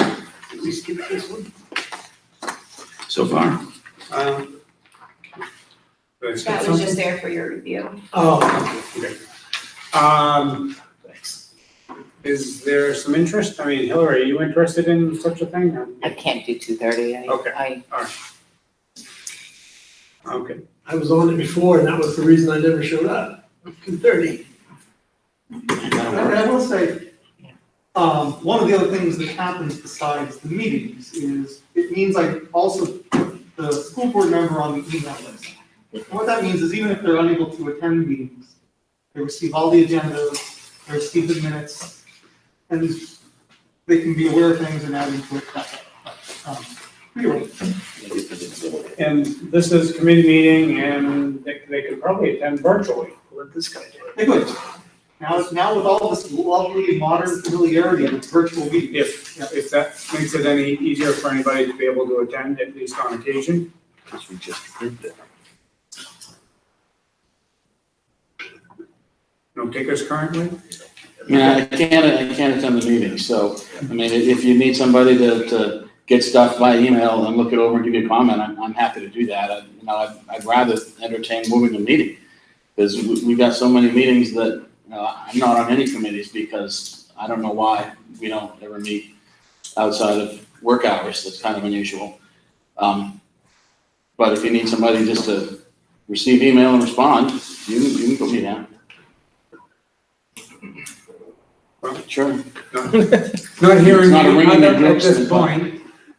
I guess I will appoint you to that committee at this point. And if we can see how that works, and if anything, we still have an open seat, there's an election coming, so who knows, there might be some other opportunities for others that are more available. I know everybody has conflicts, so. Okay, so there we go. So, point there. I'll run right home and add it to my resume. There you go. So appointment of school board delegate, that is for the state meeting, which I have done, and I think technically when we discussed committee assignments early in the year, it was discussed that I would be that person, but we actually, if you want me to continue on that, which was such a joy last year doing it virtually for 5 hours on a Friday night. I vote for Joel. But technically, it needs to be voted on that I'm representing the board, so. So moved. Second. Moved and seconded. Okay. All in Any further favor? discussion? Okay. And I'll abstain because I'm that person. Okay. All right, so, yes. Look at something, because we have some funds for the building and CARES 2 as well. We didn't, I don't remember voting on CARES 2. It was in the packet. It was in the packet. And in CARES We 3. voted on Oh, CARES obviously 3. that, I thought we already voted. Yeah, I don't I don't There's no remember, harm in voting again unless I anybody don't objects. remember Let's just voting do it. on that That's why I- specific Okay. grant. Yeah. All right. that's why I'm asking. If there's no objections, we add that to new business. Okay, here's Right at the end of to, it, yep. application. Okay.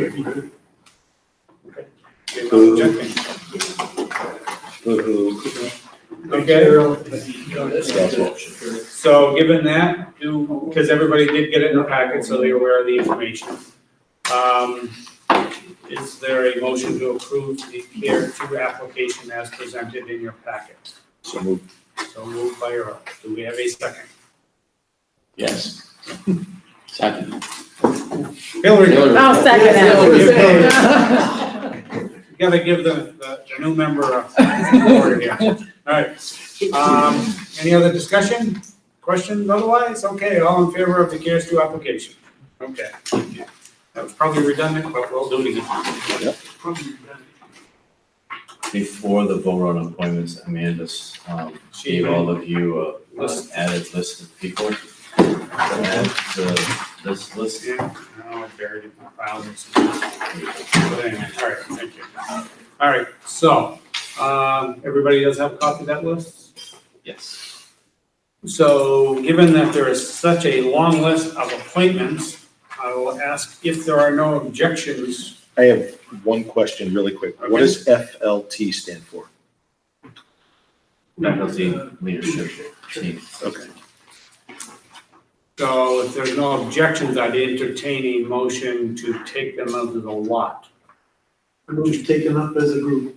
Okay, do we have a second?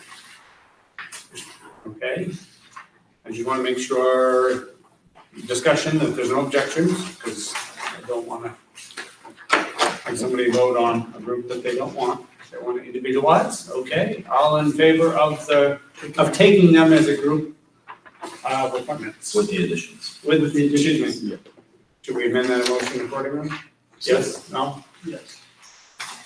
Earl made the motion, you're good with the amending that to include the list? Oh, I thought I seconded Okay. that, but yes, I am very good with it. Okay. That's okay. Yes. All right, very good, I just want to make sure What we're on the made same me page, so, again, was that unanimous, that everybody approved Yes. taking this, a list? Okay, I move All to in- approve all the rest, the list of appointments, appointments, including the additional page. okay, very good. Do we have a second? We have a second from Earl. Any discussion? All in favor of approving the list of appointments, including the additional? Okay, thank you all. All right, resignations have already been accepted. There's a number of people there, some of us are joining us in other capacities, and we definitely thank those who have served in these roles and wish them well in their new endeavors. There was one resignation on that list too. Oh, and yes, there was a resignation out as well. So thank them. Do we have any other business?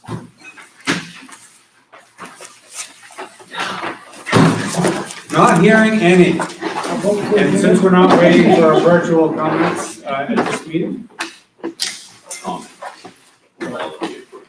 Thank you for your professionalism at tonight's meeting. Sorry. Thank you to the administrators for sitting here at 9:15 at night, knowing full well you're gonna go home, go to bed, get up, and lead an 8-hour retreat tomorrow. Appreciate it. I'm very proud of all of you and the work that you've done here this evening, listening to the constituents. John, I mean, your point about let's continue to revisit this because we're all sick of it.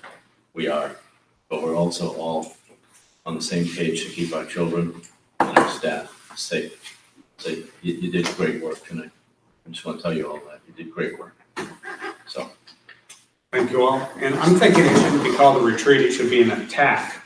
Attack that work. We should thank everyone on their Black Raider News Network that's still here, if there is any. All right, I don't know how you thank you. can.